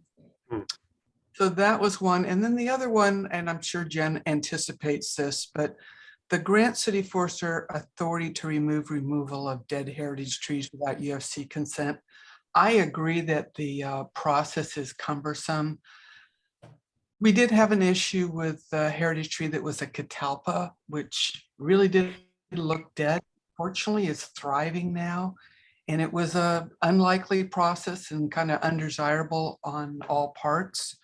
But I think maybe like a courtesy contact to whoever's the heritage tree chair. It's certainly not always going to be me, but just sort of an opportunity for an arborist on the heritage tree committee to make that confirmation. Because now it's not just dead, but the language says dying or dangerous. And there have been disagreements about this between arborists. So that's just, I don't know, you guys will argue about it, and maybe it just stands the way it is, but I wanted to bring it up. Yeah, that's great. Thanks, Greg. Thanks, Greg. I just want, Greg brought up the question about the authority of urban forester. So Greg, thanks for bringing that up. That question I had, the other was this issue of designating trees as urban infrastructure, the bigger thing. I know we've talked about that for a while, and I'm curious, does that come with it a requirement to create an asset management system, or a kind of a depreciation or appreciation schedule, I guess it is, for trees? Something along those lines, where you're actually starting to deem something as infrastructure, as many cities, or a few cities that I know have done. And what are the other, it seems like consistent with our conversation in terms of mechanics and operations. Does that require a greater amount of like specification for per tree? That is a great question. So right now, the way that the amendment we're proposing right now, that term urban infrastructure does not carry with it any sort of like defined designation that would change something like what you're just describing. One interesting thing, though, is a sort of separate conversation that Jen and I have been having with parks and the city revenue office is about capitalizing trees as actual assets that would have a value attached, and may not necessarily have a depreciation schedule, but would allow for certain tree maintenance to be part of a capitalizable cost. So Jen mentioned that the urban forestry facility is being built using funds approved by the Parks Improvement Bonds from 2014. Those kind of bond funds can only be used for capital assets, build assets. But if trees were considered a capitalizable asset, then they would be eligible. So like a street tree maintenance program could be paid for out of those kind of bond funds. So while this proposed amendment would not do that for us, there are basically sort of like tax laws that apply to using funds in that way. It's something we've been talking about for over a year now, as a way of making more types of funding eligible for that kind of work. I'm glad I asked. Yeah. Thanks, Brian. Bruce. I did find my sheet, unfortunately. On the last page, there's one that says clarify that injuring a regulated tree is a prohibited action.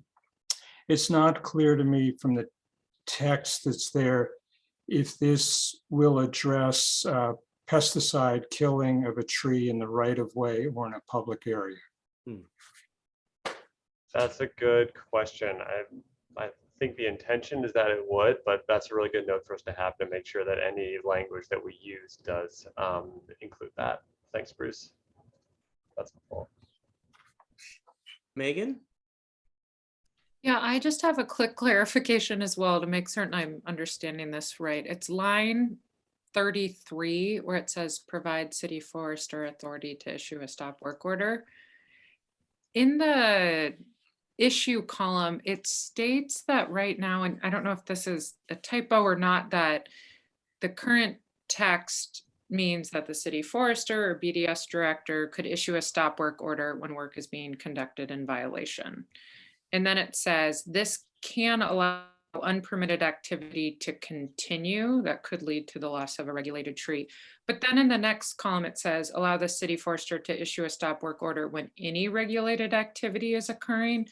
So is that just, I want to make sure I understand. It's almost like giving it an even broader definition. Is that what's happening? Because it seemed like before it was saying that it still didn't allow unpermitted activity. Does that make sense what I'm clarifying?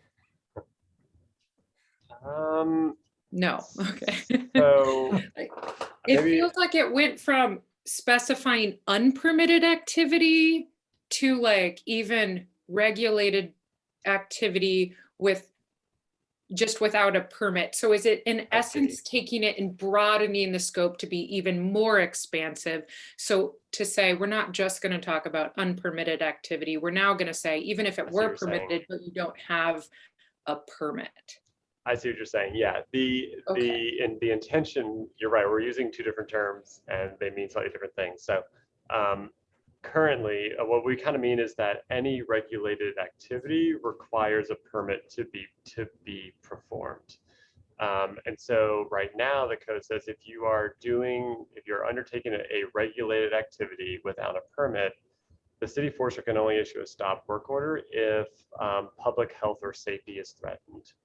Which could mean a 34-inch Douglas fir could be removed. There's no permit, but we actually can't issue a stop work order because, well, no one's health or safety is threatened right now. We have enforcement actions that we can follow up with, but it's a little bit unclear what our can we stop this in the process? And so that is the intended purpose of this amendment, to say if you are doing something that is regulated, which means a permit is required, but you haven't gotten that permit, we can issue a stop work order simply because you are performing work that does not have a permit. Awesome, thanks. I thought that was what it was saying, but I just wanted to make certain I understood it. Thank you. Thanks.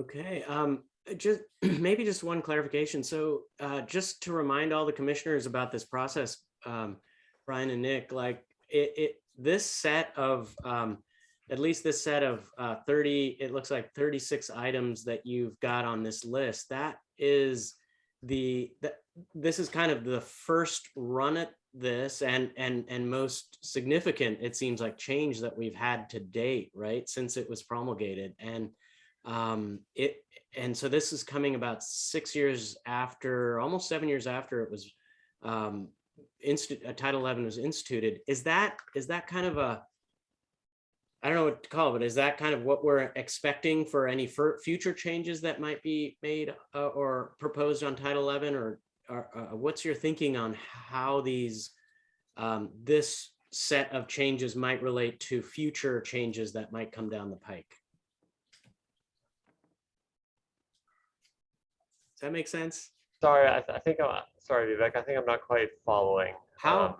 I guess it's just timing about. I guess it's just timing about changing Title 11, because we can't just like, oh, we do this little incremental thing this month and a little incremental thing that month. So this is kind of this whole chunk of like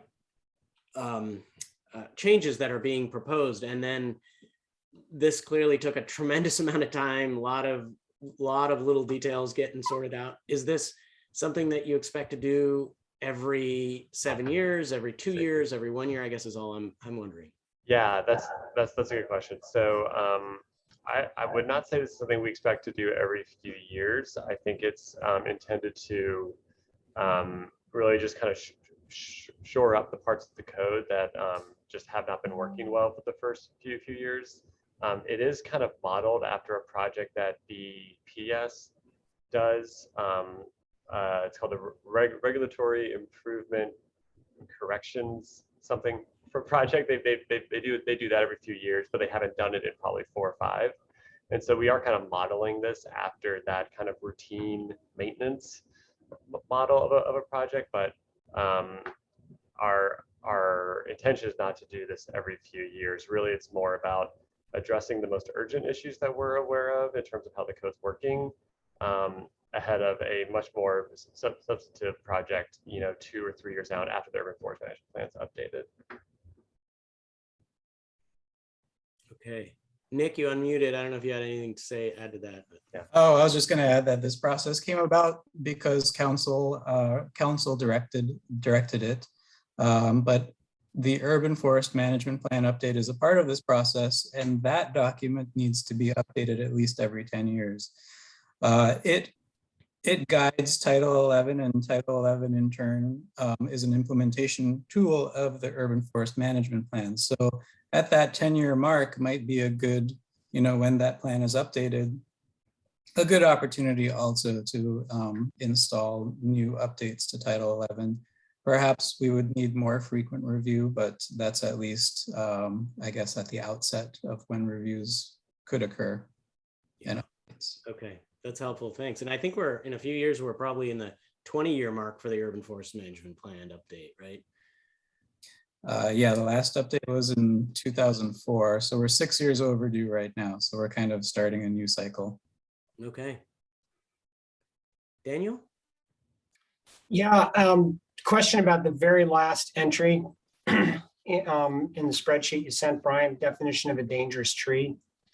So the proposal says allow the city forester to deem a tree dangerous because of harm it may cause to the health of the urban forest.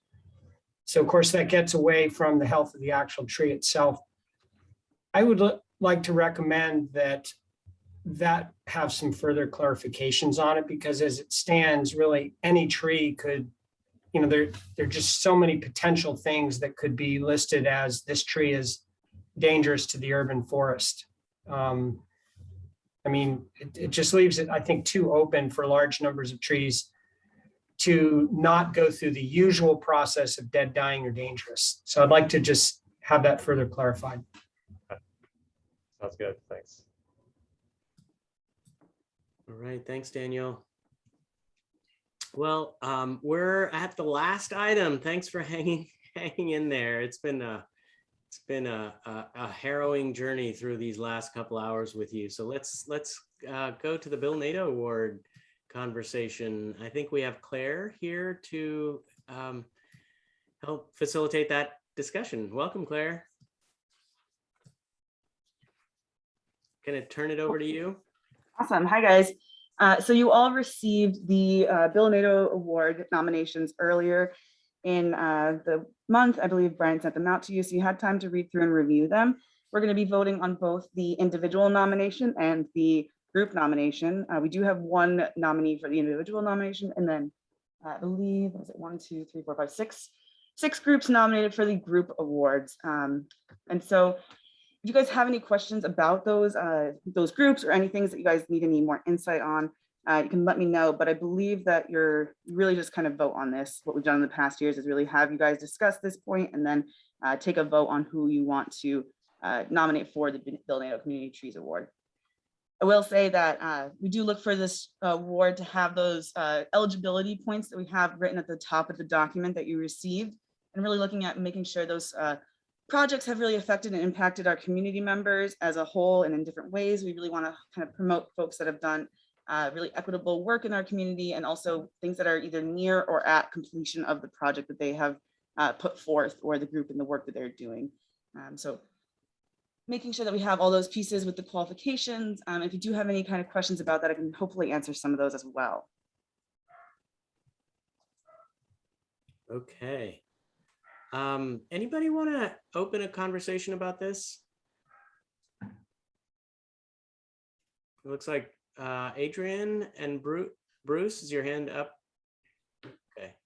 Yeah, quick question. I mean, you know, for the group award, it looks like there's a lot of worthy groups and work. And so it's a little unclear, though, what the track record of success is, what actual accomplishments were by these groups, you know, from the perspective of urban forestry. So I think it'd be nice to hear a little bit about that.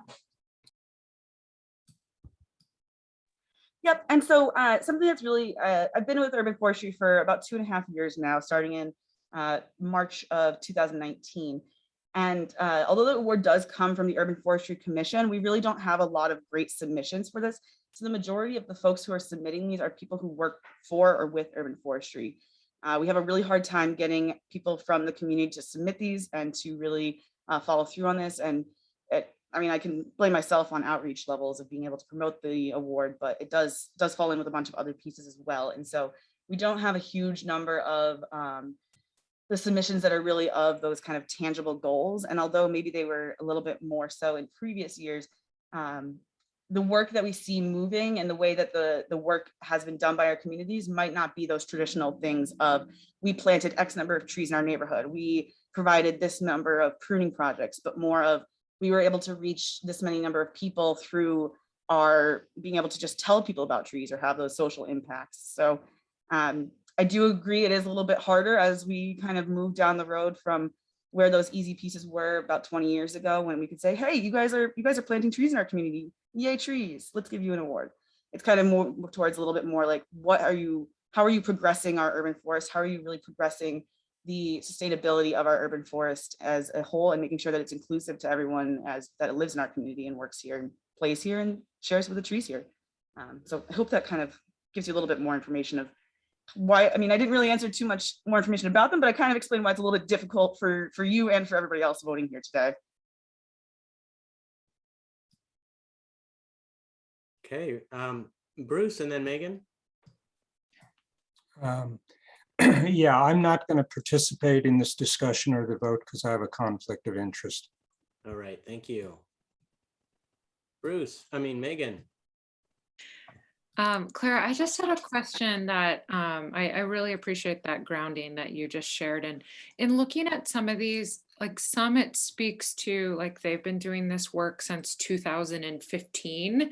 I don't know if there's just any context, like in looking up, like knowing Casey and having not been aware of this podcast, like, is this podcast like 6 months old? You know, like I'm trying to think of like, I'm familiar with Wisdom's workforce crew. I know that they've been doing this for years, right? Versus like, maybe we award something that's like, I'm 3 months out of the gate here, or I'm 6 months out of the gate a little later, but like somebody's been plugging away for a little longer, but I don't necessarily have all of that context based on this. Yep, and I totally agree that there are different links to the projects.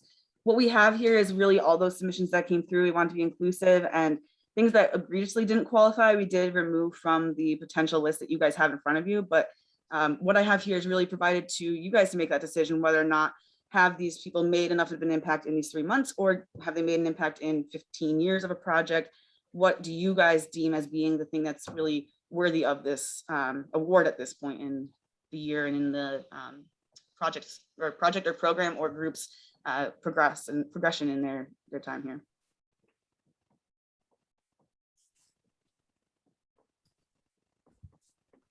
Greg? Yeah, I'm just going to say probably what I said last year and every year since we lost our education committee and Catherine Mushel running it.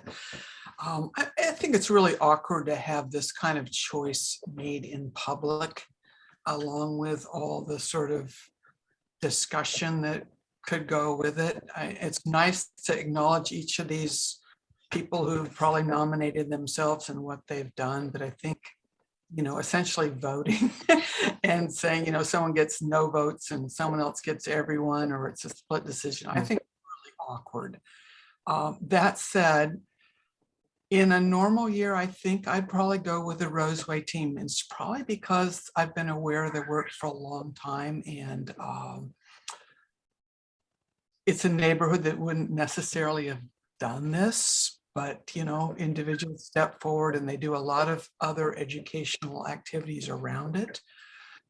There's some that I applaud because I think they're very creative. I would put the Brentstock incubators, the podcast, which I will actually have to start listening to, the Trees for Life, which I do follow, and the community greening. I put those all in the, you know, great idea, future, you know, keep at it, future accomplishment.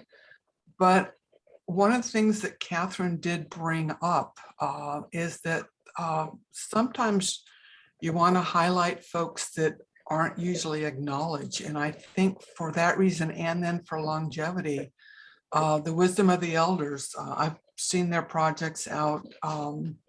Oh gosh, what is it on Foster Boulevard, the farm there, and here and there. And I just think it's subtle sometimes, but it's not just trees, it's native plants and then all the uses around them.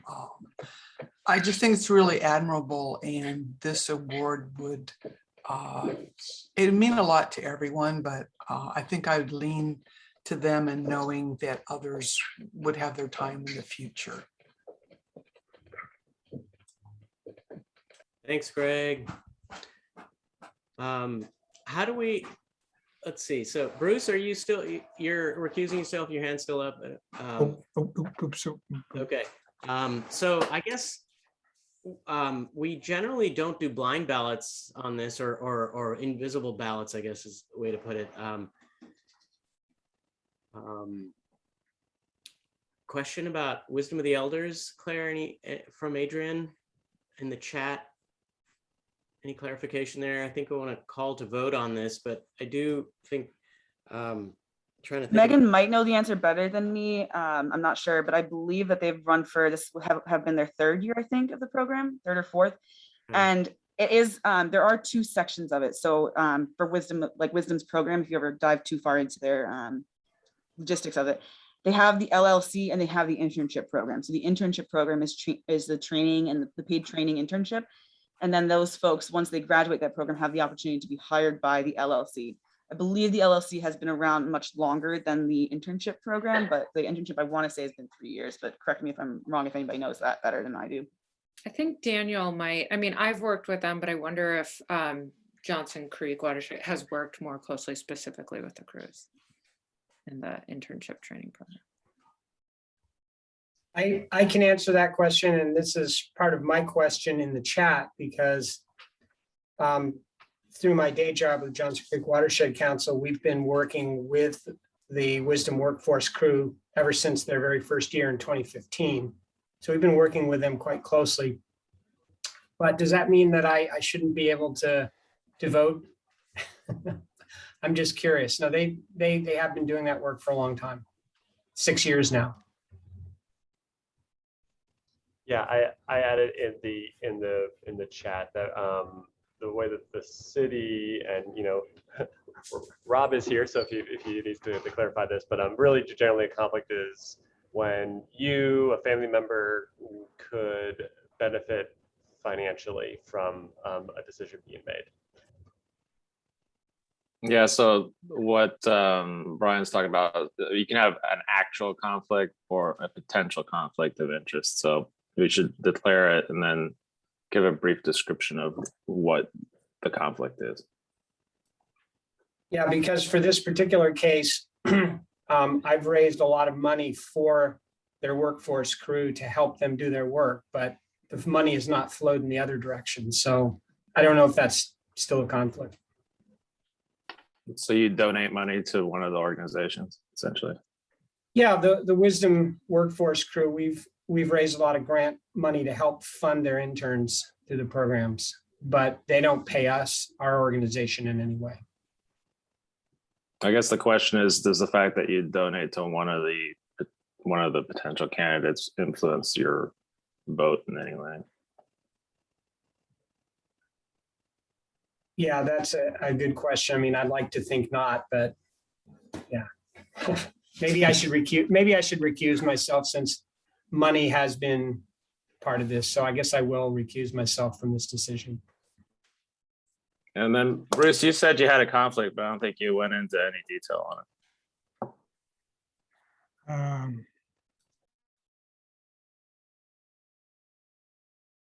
Oh, you just muted yourself. Good. I am a key member or volunteer with one of the groups, and I work very closely with the individual. So I may be a little bit too close to the situation. Okay, thanks. Clarification.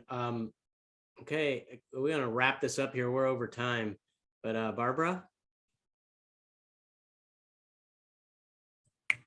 I was just going to say that this discussion has been really enlightening to me because I went through, somebody else brought this up.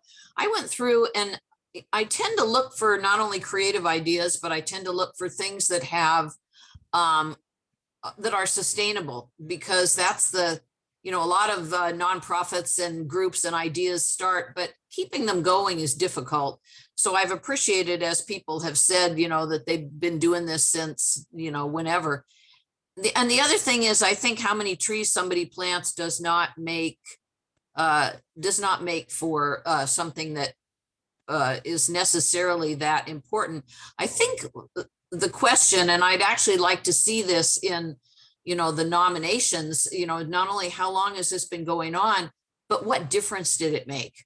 Is it making a difference? And if so, what difference is it making? And, if you want to put in how many trees, that's fine. But the goal is not to plant 31 trees versus, 100 trees. The goal is to make a difference.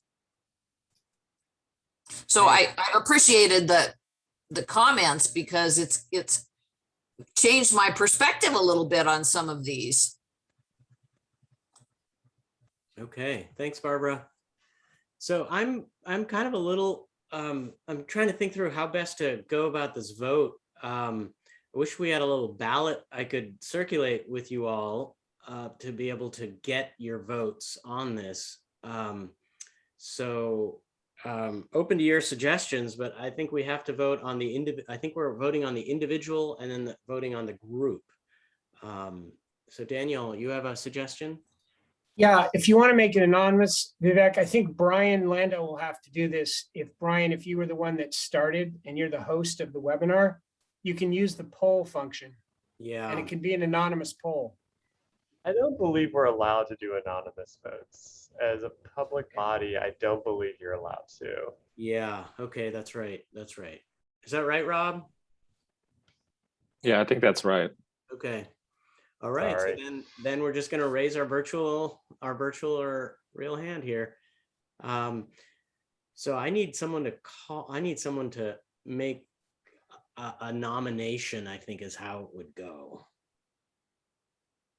Are you getting enough information to be able to make a nomination for the individual and then the group? And Vivek, are you suggesting we separate them out and first vote for the individual and then, okay. That's right. That's right. Yeah. So I nominate the single applicant for the individual award, Okay. Heiner Ruben. Anybody second? I'll second. Greg seconds. Okay, I'll call vote. All in favor?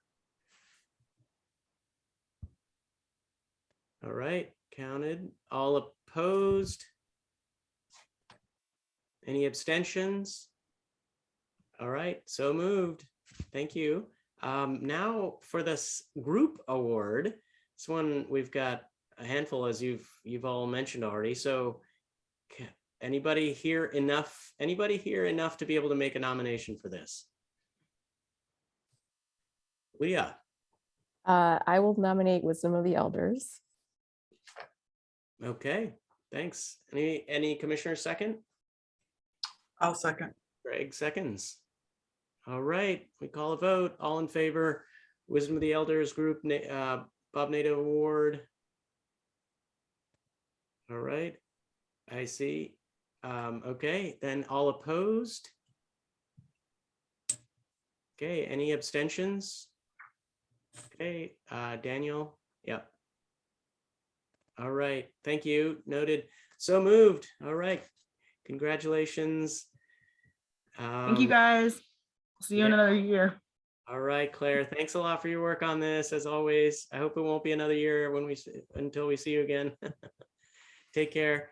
All right, this concludes our Urban Forestry Commission meeting. Thanks for staying 10 minutes over. Apologize for letting that get away from me. I will hope to see you soon and hope you get outside into some green space, unless there's one other thing. Daniel's shaking his hand very quickly.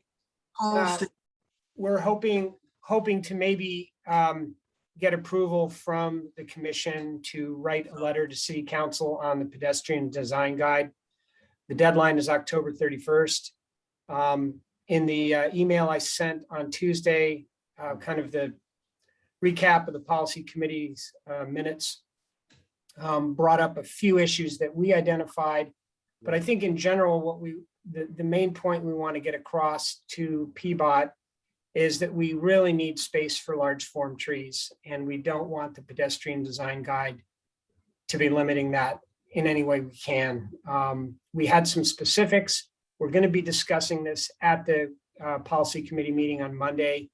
I guess I'd recommend, number one, for anybody as an individual to write a letter to City Council, but we would, as we've done in the past, like to get permission using the parameters that I just mentioned to write a letter to City Council on behalf of the Urban Forestry Commission.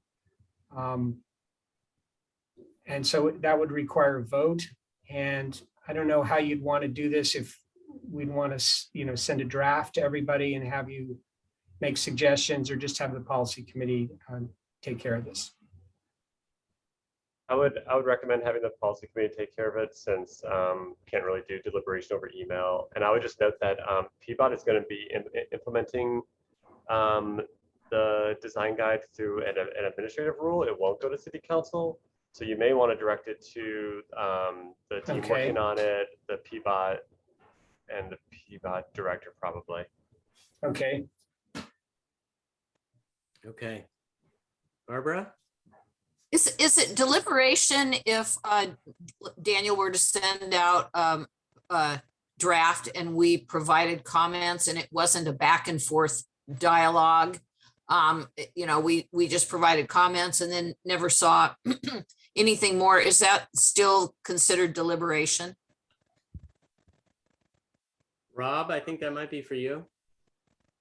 Sorry, the drafts are being disclosed, right? To the commission, yes, through sharing of a document. Through the commission, but not necessarily to the public. I mean, if Daniel sent all of us a draft and we provided comments, but there was no further back and forth, is that still deliberation? I think it is, as you're providing comments between each other. Okay. Okay. I would recommend, if you have comments, to go to the policy committee meeting on Monday. and discuss them there, since that is a public meeting. Okay. Okay, thanks. Daniel, I think that's, We need a vote. yeah, to enable the policy committee to write a letter. Okay, so quick vote. I think we're on this. Adrian has a I motion. make the motion that the policy committee write a letter for the Urban Forestry Commission, policy committee, whatever I said. Okay, thanks, Barbara. Second? I'll second. Megan had her hand up, so, and then all in favor, policy committee, writing a letter for PBOT pedestrian guidelines. All right, all opposed? Any abstentions? Whew, we voted more this month than we have ever, I think, in any commission that meeting I've ever been to. Thanks for all your hand raising. I hope you can rest that hand a little bit. Yeah, and Brian, just for notes, I don't know if you see that Anjanette is in there raising her hand and is just in as an attendee. So. Oh, she must have had to left and then came back. Okay, thank you. Yep. Appreciate it. Great, thanks, Anjanette. Thanks, Anjanette. Sorry about that. All right, thank you, everybody. Take care. We'll see you Thanks, next everyone. month. Hope to see you at Arbor Day on the 30th. Thanks, Brian. See y'all.